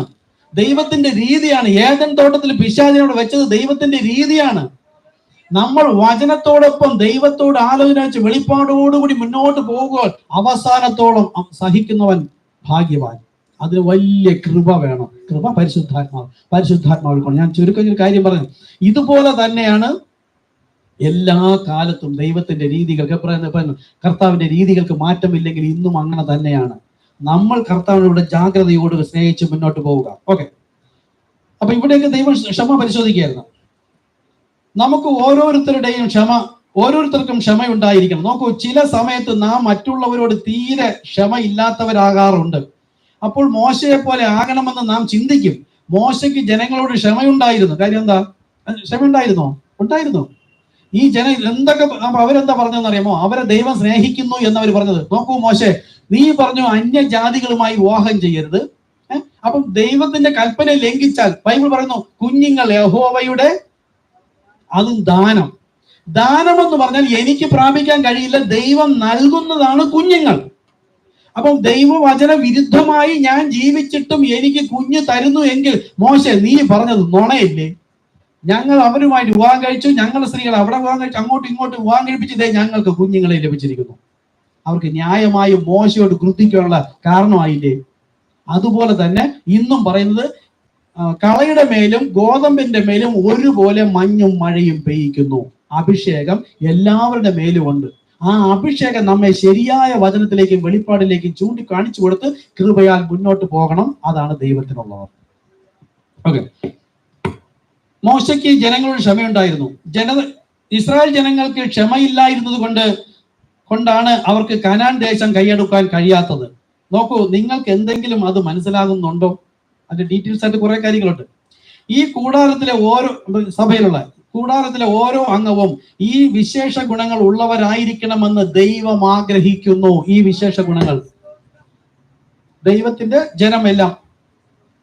നോക്കൂ, അത് വളരെ കഠിനമായ ഒരു കാര്യമാണ്. ഇപ്പോൾ 33 വർഷമായി നാം ക്ഷമയോട് ഇരിക്കാൻ തുടങ്ങിയിട്ട്. നാം ക്ഷമയുള്ളവരായിരിക്കാം. സഭയെക്കുറിച്ച്, അവിടുത്തെ സഭകൾ സ്ത്രീകൾ ഇപ്പോഴും അവരുടെ മുടി മുറിച്ചു കളഞ്ഞ് ബോവ് ചെയ്യുന്നുണ്ട്. അവർ ഇപ്പോഴും പഴയതുപോലെ തന്നെ ക്ഷമയോടെ ഇരിക്കുന്നു. സ്ത്രീ മുടി മുറിക്കാൻ പാടില്ല, പഴയ നിയമമല്ലേ പറയുന്നു, ബോവ് ചെയ്യരുത്. ഇന്നത്തെ സഭകളിലെ സ്ത്രീകളെല്ലാം ആണുങ്ങളെ പോലെ മുടി ബോവ് ചെയ്ത് നടക്കുകയാണ്. മുടിയുടെ കാര്യം മാത്രം പറഞ്ഞത് എന്താണ്? മുടി സ്ത്രീക്ക് കൊടുത്തിരിക്കുന്നത് ദൈവം മഹത്വത്തിന് കൊടുത്തിരിക്കുകയാണ്. ആ പാപിയായ സ്ത്രീ കണ്ണീര് കൊണ്ട് കർത്താവിന്റെ പാദം കഴുകിയിട്ട് എന്തുകൊണ്ട് തോർത്തത്? അവൾക്ക് ടവൽ മേലൊങ്കി എന്തെങ്കിലും ഉണ്ടാവില്ല, ആ തുണി കൊണ്ടല്ലല്ലോ തുടച്ചത്. അവൾ തലമുടി കണ്ടു തുവർത്തി. ദൈവം അവൾക്ക് നൽകിയതിൽ ഏറ്റവും മഹത്വമുള്ളത് തിരികെ അവൾ ദൈവത്തിന് വേണ്ടി ശുശ്രൂഷിക്കുകയാണ്. ആ തലമുടി കൊണ്ട് തന്നെ കർത്താവിന്റെ പാദം കഴുകുകയാണ്. എന്താ പാദം കഴിയത്? യേശുവിന് പാപമൊന്നുമില്ല, എങ്കിലും പാപപരിഹാര മാർഗത്തിനായി വന്ന യേശുവിന് ആ പാദം എന്ന് വെച്ചാൽ മോശ നിന്റെ കാലിലെ ചെരുപ്പൂരി കളയെന്ന് വെച്ചാൽ നിന്റെ പാപത്തിൽ നിന്ന് ശുദ്ധീകരണം പ്രാപിച്ചിട്ട് വേണം നീ എന്റെ അടുക്കിലേക്ക് വരുവാൻ. ഇതാ യേശു പറഞ്ഞത്, ഞാൻ വിശുദ്ധനാകയാൽ നിങ്ങൾ വിശുദ്ധനാകുവേൻ. യേശു ക്രിസ്തുവിന്റെ നാമത്തിൽ തന്നെ സ്നാനപ്പെട്ട് പാപം മോചിക്കാൻ പറ്റുന്ന നാമേ ഉള്ളൂ ഒരു സ്നാനം. അങ്ങനെ തന്നെ സ്നാനപ്പെട്ട് പാപം മോചിക്കാത്ത ഒരു വ്യക്തിക്കും ഞാൻ എത്ര തന്നെ ഭക്തി ഉണ്ടെന്ന് പറഞ്ഞാലും യേശുവിനോട് ചേരാൻ കഴിയില്ല. കാര്യം എന്താ? ദൈവം ഒരു മാർഗം വെച്ചു. ലോകം മുഴുവനും മോശയെ വിളിച്ചപ്പം എംബ്രോസിനെ എന്നോസിനെ എടുത്തു വിശാലമായ വഴി പോലെ ഇവിടെയും കർത്താവായ യേശു ക്രിസ്തു നാമത്തിലെ സ്നാനവും വിശ്വാസവും പ്രത്യാശയും കൈവെപ്പും കൂട്ടായ്മ അപ്പുറത്തും ഇതെല്ലാം വിട്ടിട്ട് വേറെ വഴി, അത് കള്ളനും കവർച്ചക്കാരനുമാണ്. ദൈവം അവരെ കൊന്നുകളയുക തന്നെ ചെയ്യും. ഓക്കെ, ഇത് അപ്പൊ സ്ത്രീകൾ മുടി മുറിക്കാൻ. അതുകൊണ്ടാണ് പറയുന്നത് അവിടെ 1 കൊരിന്ത്യർ 11-ാമത്തെ അധ്യായം 13-ാമത്തെ വാക്യം അവിടെ പറയുന്നു, സ്ത്രീ മൂടുപടമിടാതെ ദൈവത്തോട് പ്രാർത്ഥിക്കുന്നത് യോഗ്യമോ? അവിടെയും പറയുന്നു, സ്ത്രീ മുടി നീട്ടി വളർത്തിയാലോ അത് മൂടുപടത്തിന് പകരം നൽകിയിരിക്കുന്നു. അപ്പൊ മുടി ദൈവം അവൾക്ക് മഹത്വത്തിന് കൊടുത്തതാ. ആ മഹത്വത്തിന്റെ മുകളിലാണ് തുണിയിട്ടോണ്ടിരിക്കുന്നത്, അത് മറയ്ക്കുകയാണ്. ഇനിയോ ഹൃദയത്തിൽ കിടക്കുന്നതാണ് മുഖത്ത് വരുന്നത്.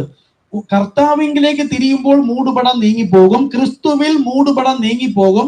ഒരുവൻ ക്രിസ്തുവിലായി കഴിയുമ്പോൾ ദൈവത്തിന്റെ തേജസ് കണ്ണാടി പോലെ പ്രതിബിംബിക്കേണ്ടതിന് എവിടെ മൂടുപടം നീങ്ങിയ മുഖത്ത് എന്ന് തന്നെ എഴുതി വെച്ചിട്ടുണ്ട്.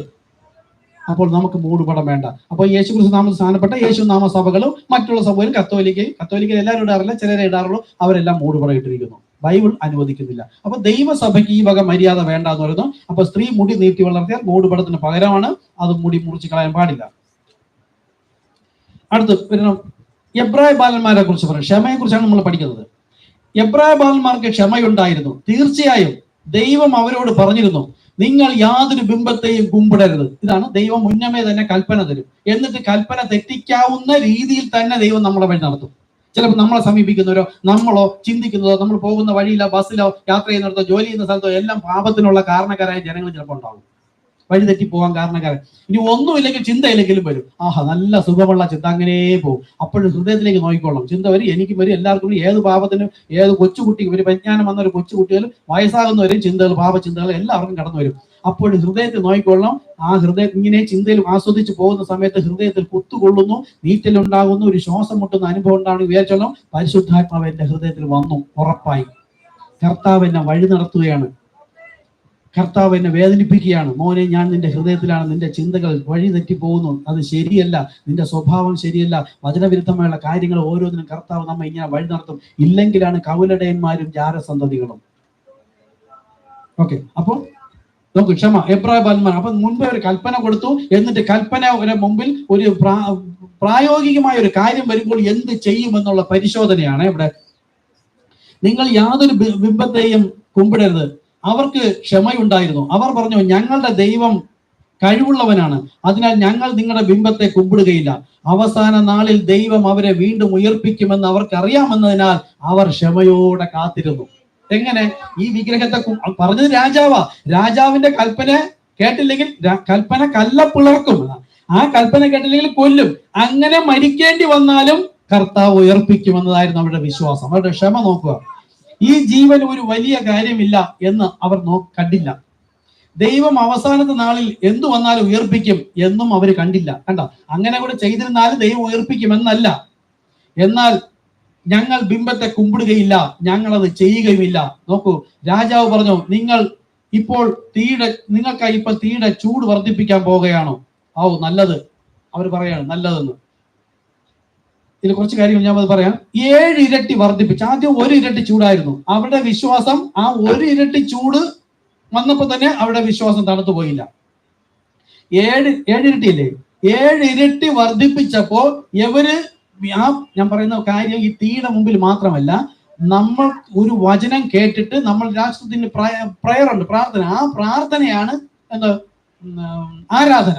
ഇന്ന് നമ്മൾ ആരാധിക്കാൻ വന്നു എന്ന് പറഞ്ഞാൽ ഇപ്പൊ ഇവിടെ കൈയടിച്ചത് പാടിയത് ദൈവത്തെ സ്തുതിച്ചതാണ്. അത് ആരാധനയല്ല. ആരാധന ഈ ദൈവവചന പ്രകാരം ഞാൻ എന്നെ തന്നെ യാഗമാക്കുന്ന യാഗമാണ് ആരാധന. അത് ലാസ്റ്റ്, ഇത് കഴിഞ്ഞ ശേഷം ആ പ്രയറിന്റെ സമയത്ത് നമ്മൾ ചിലപ്പോൾ ചില തീരുമാനം എടുത്തിട്ട് അങ്ങനെ വചനപ്രകാരം ജീവിക്കാമെന്ന് തീരുമാനിച്ചു പോകുന്നതിന് തൊട്ട് മുമ്പിൽ തന്നെ പ്രതികൂലം. അതിന് അന്ന് വരെ നടക്കാത്തതും കാണാത്തതും കേൾക്കാത്ത കാര്യമായി നമ്മൾ ആഗ്രഹിച്ചിട്ട് പണ്ട് ആഗ്രഹിച്ച് കാണാത്ത കാര്യങ്ങളും കേൾക്കാത്ത കാര്യം അനുകൂലമല്ലാത്തൊക്കെ കൊണ്ട് അനുകൂലമാക്കി തരും. എങ്ങനെയാണെന്ന് നോക്കും.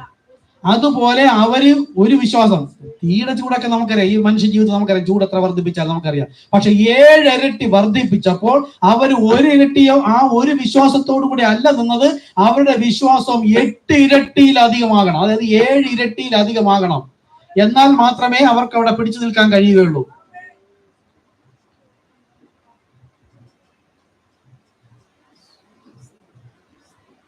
അപ്പൊ പ്രതികൂലം വർദ്ധിക്കും. ലോകം അങ്ങനെയാണ്.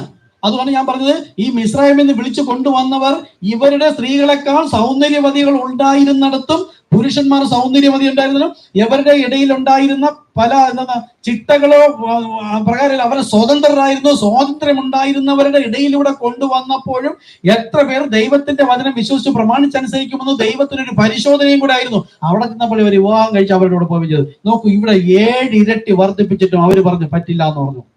നീ വർദ്ധിപ്പിച്ചോ, കാര്യം ഇവരുടെ വിശ്വാസം വർദ്ധിപ്പിച്ചു. അപ്പൊ ഒരു പ്രതികൂലം കാണുമ്പോൾ എന്റെ ഉള്ള വിശ്വാസത്തിൽ നിന്ന് പിശാചിനറിയാം, യവന്റെ വിശ്വാസത്തിന് അധികമായി പ്രതികൂലത്തെ വർദ്ധിപ്പിച്ചാലും യവൻ ഈ വിശ്വാസത്തിൽ തന്നെ നിൽക്കുമെന്നുണ്ടെങ്കിൽ നമ്മൾ വീണുപോകും.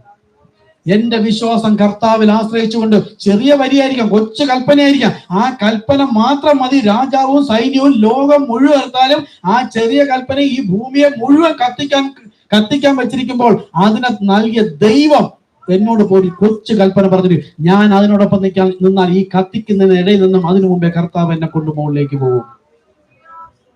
നോക്കൂ, അവൻ വിശ്വാസം 7 ഇരട്ടി വർദ്ധിപ്പിച്ചു, 7 ഇരട്ടിയിലധികം വർദ്ധിപ്പിച്ചു. അവസാനം ഇവരാണ് യഥാർത്ഥ വിശ്വാസി കേട്ടോ. വിശ്വാസം എന്ന് പറഞ്ഞാൽ കാണാൻ കഴിയാത്തതിനെ കാണാൻ കഴിവുള്ളവൻ.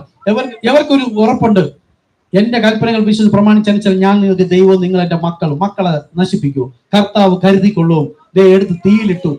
അപ്പോഴാണ് അവരുടെ വിശ്വാസം വെളിപ്പെട്ടു വന്നത്. അവർ വിശ്വസിച്ച കർത്താവ് തീക്കുള്ളിൽ, അവർക്ക് ചൂടുമില്ല, ഒന്നുമില്ല. കർത്താവ് തീയുടെ ബലം കെടുത്താൻ കഴിവുള്ളവൻ. യവൻ തീയുടെ ശത്രുവിന്റെ പ്രതികാരത്തിന്റെ കഴിവ് കൂട്ടാൻ കഴിവുള്ളവൻ പിശാചും, അതിന്റെ വീര്യത്തെ കെടുത്തുവാൻ കഴിവുള്ളവൻ ദൈവവും. പക്ഷെ അവിടെ ഒരു മാനദണ്ഡമുണ്ട്. എനിക്ക് വചനം കേട്ട ഞാൻ എന്തിൽ വിശ്വസിക്കുന്നു? കാണുന്ന സാഹചര്യത്തിലും പ്രതികൂലത്തിലുമാണോ? അതുകൊണ്ട് ഭയന്നിട്ടാണോ നിൽക്കുന്നത്? ഇതേതുമില്ല, എന്റെ കർത്താവ് ഇതിലും വലിയവനാണ് എന്ന് കർത്താവിൽ കൃപയിൽ ആശ്രയിച്ച് നിൽക്കുന്നുവെങ്കിൽ ആ പ്രതികൂലത്തെ കർത്താവ് തന്നെ നീക്കി തരികയും നമ്മളെ അവിടെ ഇന്ന് നോക്കി നമ്മൾ അവരെ പ്രസംഗിക്കുന്നു. ഞാൻ അവിടെ മുമ്പ് ചോദിച്ചു, വില്യം പ്രവാചകൻ ചോദിച്ചിട്ടുണ്ട്, നമ്മുടെ ജീവിതം പിന്നത്തെ ഒരു പുസ്തകമാക്കി നമ്മുടെ കാലശേഷം ഒരു ക്രിസ്തു വിശ്വാസിക്ക് പഠിപ്പിക്കാൻ കൊടുക്കാൻ പറ്റുമോ എന്ന് ചോദിച്ചിട്ടുണ്ട്. പറ്റുമോ? വിശ്വാസ സ്നാനം സ്വീകരിച്ച് നമ്മൾ സഭയിൽ വന്നിട്ട് നമ്മൾ ക്രിസ്തുവിന്റെ പത്രങ്ങളായി ജീവിച്ച കാര്യത്തെ എല്ലാം ഒന്നുപോലും വിടരുത്. ഓരോ കാര്യങ്ങൾ മനസ്സിൽ ചിന്തിക്കുന്ന കാര്യങ്ങൾ ഉൾപ്പെടെ ഇവിടെ എവരും ചിന്തിച്ചിട്ടുണ്ടാവില്ല. ഒരു വിശ്വാസം, കർത്താവ് വിടിവിക്കും, കർത്താവ് അവസാനത്തോളം വഴി നടത്തും. ഇതെല്ലാം അവിടെ ഹൃദയത്തിലൂടെ കടന്നു പോയപ്പോൾ അവസാനം ഇതെല്ലാം എഴുതിയിരിക്കാൻ പറ്റും. നമുക്കതുപോലെ ഒന്ന് എഴുതി തയ്യാറാക്കി മറ്റൊരു വ്യക്തിയെ പഠിപ്പിക്കാൻ പറ്റുമെന്ന്? പറ്റണം. അതാണ് നമ്മൾ ക്രിസ്തുവിന്റെ പത്രങ്ങളാകണമെന്ന കർത്താവിന്റെ ഇഷ്ടം. മനസ്സിലായിട്ടൂടെ? ഇപ്പൊ നിർത്താം. അപ്പൊ എബ്രായ ബാലന്മാർ കുറെ കാര്യങ്ങൾ ഞാൻ വിടുന്നു. അപ്പൊ എബ്രായ ബാലന്മാരും അങ്ങനെ തന്നെയാണ്. ദാനിയലിന്റെ കാര്യമുണ്ട്, 1-2 കാര്യങ്ങൾ എടുക്കാം. ഇനി മിസ്രൈമിലെ ജനങ്ങളെ വിളിച്ച് അവിടെ കനാൻ ദേശത്ത് കൊണ്ടുവന്നപ്പോഴത്തേക്കോ ദൈവം എന്ത് ചെയ്തു? അവിടെ മല്ലന്മാരും വൻ മതിലുകളും ഉണ്ടായിരുന്നു. 10 ഗോത്രം ഉണ്ടായിരുന്നു, 12 ഗോത്രം. ഈ 12 ഗോത്രത്തിലുള്ള ഓരോരുത്തരെ വിളിച്ച് അതിനകത്ത് അയച്ചു. ദൈവം പറഞ്ഞതുപോലെ അവിടുത്തെ മുന്തിരിക്കലകൾ കൊണ്ടുവന്നു. കനാൻ ദേശം പാലും തേനും ഒഴുകുന്ന ദേശം പോലെ തന്നെ കണ്ടു. എല്ലാം കണ്ടിട്ടും ഈ 10 ഗോത്രക്കാര് എന്ത് കണ്ടു? മല്ലന്മാരും വൻമതിലുകളുമുണ്ട്, നമുക്കവരെ ജയിക്കാൻ കഴിയില്ല. അവിടുത്തെ ഫലമെല്ലാം വാങ്ങിച്ച് തോളിൽ വാങ്ങിച്ച് ഒരു പക്ഷെ ഭക്ഷിച്ചിട്ട്, അതായത് നമ്മള് സ്വർഗീയ ദാനം ആസ്വദിച്ച് ദൈവത്തിന്റെ സ്നേഹം ആസ്വദിച്ച് ഇതാണ് ശരിയെന്ന് വിശ്വസിച്ചു വന്നു. പക്ഷെ മല്ലന്മാരെയും പ്രതികൂലം കാണുമ്പോൾ പറ്റുമെന്ന് തോന്നില്ല, പ്രതികൂലമാണ്, പിടിച്ചടക്കാൻ പറ്റില്ല. 2 പേരുണ്ടായിരുന്നു, യോശുവയും കാലേബും. അവരെന്ത് പറഞ്ഞു?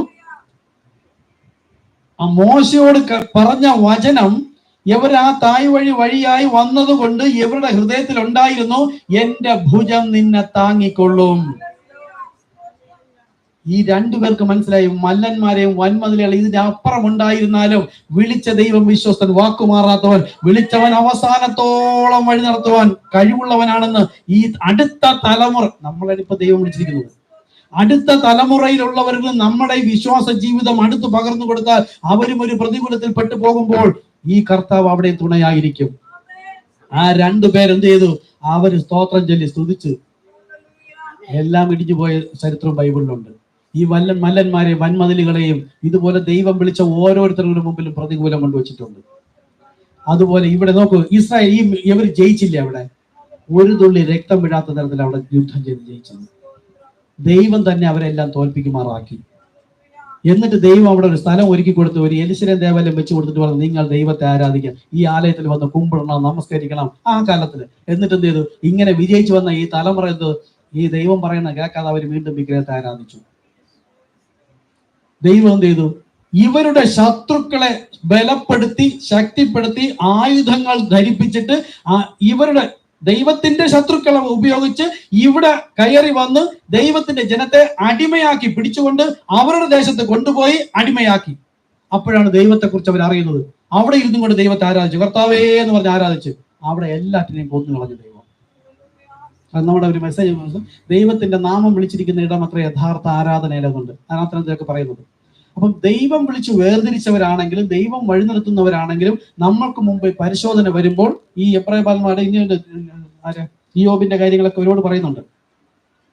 അപ്പൊ നമുക്ക് പഠിക്കത്തക്ക കാര്യങ്ങളേ ഉള്ളൂ ബൈബിളിൽ. 5-ാമത്തെ കാര്യമായുള്ളൂ. ഇനി 6ഉം 7ഉം ഉണ്ട്. ക്ഷമ മാത്രമേ ഉള്ളൂ. ഭക്തിയും സഹോദര പ്രതിയും കൂടെ ഉണ്ട്. അത് കഴിഞ്ഞ ശേഷമാണ് ഈ സ്നേഹം എന്ന പരിശുദ്ധാത്മാവ്. ഈ ഒരു വളർച്ച നമ്മളിൽ ഉണ്ടാകണം. വളരുമ്പോഴാണ് പരിശുദ്ധാത്മ ലഭിക്കുകയും കർത്താവ് യേശു ക്രിസ്തു തലക്കല്ലും ചേർന്ന് നമുക്ക് മുന്നോട്ട് പോകാൻ കഴിയുന്നത്.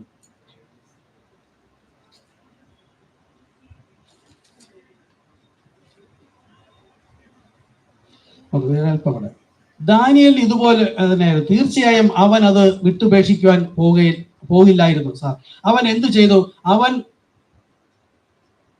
അവൻ മുറിയുടെ ജനാലകളെല്ലാം തുറന്നിട്ട് പ്രാർത്ഥിച്ചു. അത് ദൈവത്തിന്റെ ഒരു ആവശ്യമായിരുന്നു. ദാനിയേലിനും ക്ഷമയുണ്ടായിരുന്നു. എനിക്ക് ഇനിയും ഏതാനും 1000 വർഷങ്ങൾ കൂടെ കാത്തിരിക്കണമെങ്കിൽ വീണ്ടും അന്ത്യനാളിൽ ഞാൻ ജീവനോട് ഉയർത്തെഴുന്നേൽക്കും എന്നവന് വിശ്വാസമുണ്ടായിരുന്നു. ദാനിയേലിന്റെ കാര്യം ഒരുപാട് കാര്യങ്ങളുണ്ട്, നമുക്ക് അടുത്ത ആഴ്ച വേണമെങ്കിൽ എടുക്കാം. നമുക്കത് നല്ലതായിരിക്കും. മുൻപുള്ള കാലത്ത് ഒരുപാട് ഉദാഹരണം പറഞ്ഞു തന്നിരിക്കുന്നത് നമ്മളൊരു കഥ പോലെ കേട്ടുകൊണ്ട് പോകാനല്ല. ഇന്നിപ്പോൾ പ്രാർത്ഥിക്കാൻ പോകുന്നതാണ്. ഈ ഒരു വിശ്വാസം എന്റെ മുമ്പിൽ ഒരു പ്രതികൂലമായി വന്നപ്പോൾ എനിക്ക് അവിടെ ജയിക്കാൻ കഴിഞ്ഞോ എന്ന പരിശോധനയാണ് ഇന്ന് നമ്മുടെ ആരാധന, പ്രാർത്ഥന. കഴിക്കാം.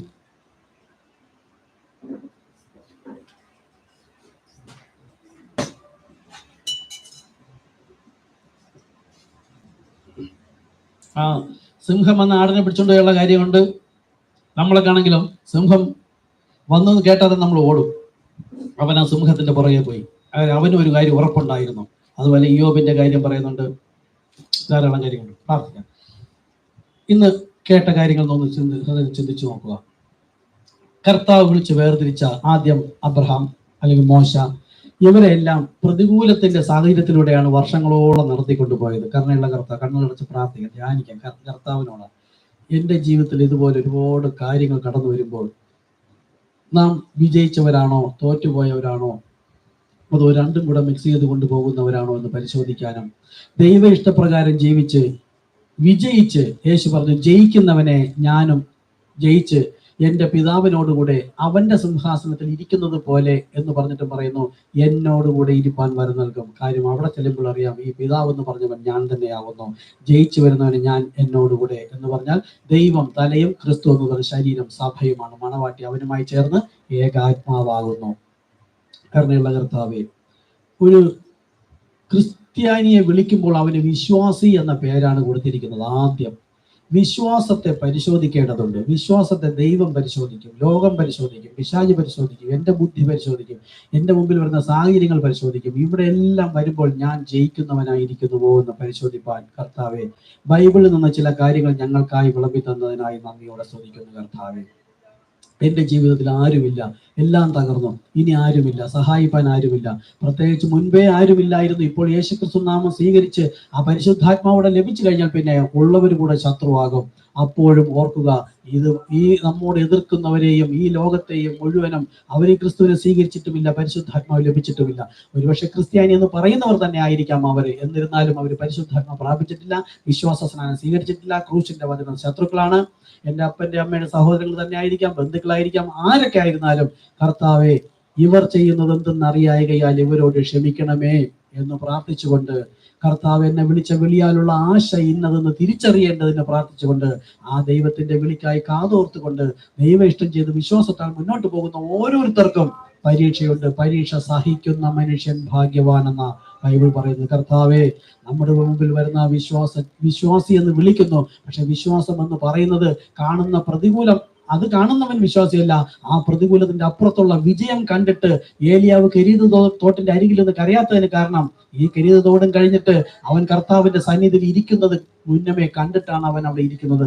അതുപോലെ ഈ ലോകത്തിലെ പ്രയാസവും കഷ്ടങ്ങളും എന്തൊക്കെ ഉണ്ടെങ്കിലും ഇവിടെ നിന്ന് ജയിച്ച് ഞാൻ കർത്താവിനോടുകൂടി ഇരിക്കുന്ന ഒരു കാഴ്ച കർത്താവിനോട് ചോദിച്ച് കർത്താവ് കാണിച്ചു തന്നെങ്കിൽ ഈ ലോകത്തിന്റെ കഷ്ടങ്ങൾ സാരമില്ല. എന്തു തന്നെ പ്രതികൂലം വന്നാലും, എത്ര പേർ തന്നെ പ്രതികൂലമായാലും, വചനം അല്പമേ ഉള്ളൂ, ഒരു വരിയേ ഉള്ളൂ, ഒരു ഖണ്ഡികേ ഉള്ളൂ എങ്കിലും അതാണ് ജീവന്റെ വചനം. അതെന്നിൽ ഉണ്ടോ എന്നാണ് കർത്താവ് പരിശോധിക്കുന്നത്. ആ പ്രതികൂലം വരുമ്പോൾ ആ പ്രതികൂലത്തിന് വേണ്ടി കർത്താവ് എന്നോട് പറഞ്ഞിട്ടുണ്ട്, തത്സമയത്തെ സഹായത്തിന് ധൈര്യത്തോടെ കൃപാസിംഹാസനത്തിൽ വരുവിൻ. നിങ്ങൾ നിങ്ങളുടെ ആവശ്യങ്ങൾ എത്രയും സ്തോത്രത്തോടും സ്തുതികളോടും എന്നോട് അറിയിക്കുവിൻ. എപ്പോഴും സന്തോഷിപ്പിൻ, ഇടപെടാതെ പ്രാർത്ഥിപ്പിൻ, എല്ലാറ്റിനും സ്തോത്രം ചെയ്യുവിൻ. കർത്താവ് നമ്മൾ ആവശ്യപ്പെട്ടിരിക്കുന്ന കാര്യങ്ങളാണ്. അപ്പൊ പ്രതികൂലം വരുമ്പോൾ നാം ഇത് ചെയ്യുന്നുണ്ടോ? ആ വിശ്വസ്തയോടെ കാണാൻ കഴിയാത്തതാണെങ്കിലും കർത്താവ് എന്നോടൊപ്പം ഉണ്ട് എന്ന് കാണുന്നവരെ അപ്പോഴത്തെ വിശ്വാസിയാവുള്ളൂ.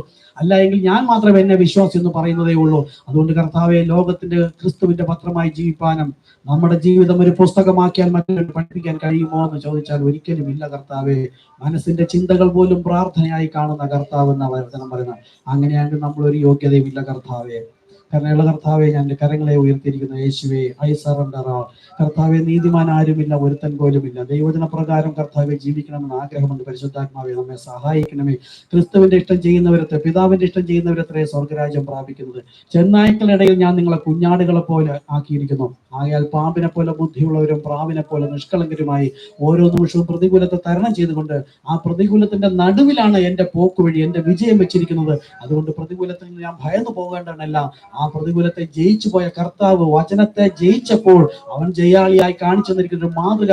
അങ്ങനെ തന്നെ മരിക്കേണ്ടി വന്നാലും ജീവിച്ചിരുന്നതിൽ വിശ്വസിക്കുന്നവൻ മരിച്ചാലും ജീവിക്കുമെന്ന വചനപ്രകാരം യേശു ഉയർത്തെഴുന്നേറ്റിരിക്കുന്ന എനിക്ക് മുൻപായി ഒരിക്കലായി എന്നേക്കുമായി ക്രിസ്തു ദൈവത്തിന്റെ മഹത്വത്തിനായി ജീവിക്കുന്നത് പോലെ നാമും ദൈവത്തിന്റെ മഹത്വത്തിനായി ജീവിക്കേണ്ടതാകുന്നു. കാരണമുള്ള കർത്താവെ, പല പ്രശ്നങ്ങൾ, പ്രയാസങ്ങൾ, പ്രതികൂലങ്ങൾ വരുമ്പോഴും, ജീവിത സാഹചര്യങ്ങൾ വരുമ്പോഴും വചനത്തിൽ വിശ്വസിച്ചുകൊണ്ട് ആ ദിവ്യ ജ്യോതിസുകളായി നിൽപ്പാൻ, ആ പരിഹസിക്കുന്നവരുടെ മുമ്പിൽ ജ്യോതിസുകളായി നിൽപ്പാൻ തക്കവണ്ണം പരിശുദ്ധാത്മാവേ നമ്മെ സഹായിക്കണേ.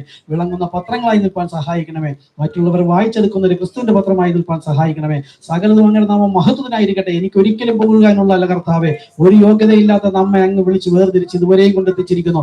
ഇനിയും വഴി നടത്തും, അവസാനത്തോളം വഴി നടത്തും എന്നുള്ള വിശ്വസ്തയോടുകൂടെ കർത്താവെ, പ്രതികൂലം വരുമ്പോൾ ആ പ്രതികൂലത്തിന് വേണ്ടി ചിന്തിക്കേണ്ട വചന വാഗ്ദത്തങ്ങളുണ്ട്. ആ വാഗ്ദത്തങ്ങൾ കടന്നു പോകാത്ത സമയങ്ങൾ ധാരാളമുണ്ട്. കർത്താവെ, നമ്മോട് ക്ഷമിക്കണമേ. ആ സമയത്തുള്ള വാഗ്ദത്ത വചനങ്ങൾ ഞങ്ങൾക്ക് ഓർമ്മയിൽ തന്നുകൊണ്ട് ആ വചനത്തിൽ അടിയുറച്ച് വിശ്വസിക്കാൻ പരിശുദ്ധാത്മാവെ നമ്മെ സഹായിക്കണമെന്ന് പ്രാർത്ഥിക്കുന്നു. ഇതുവരെ കർത്താവിന്റെ കൃപയും സാന്നിധ്യം കൂടെ നന്ദിയോടെ സ്തുതിക്കുന്നു. യേശു ക്രിസ്തു നാമത്തിൽ. ആമേൻ.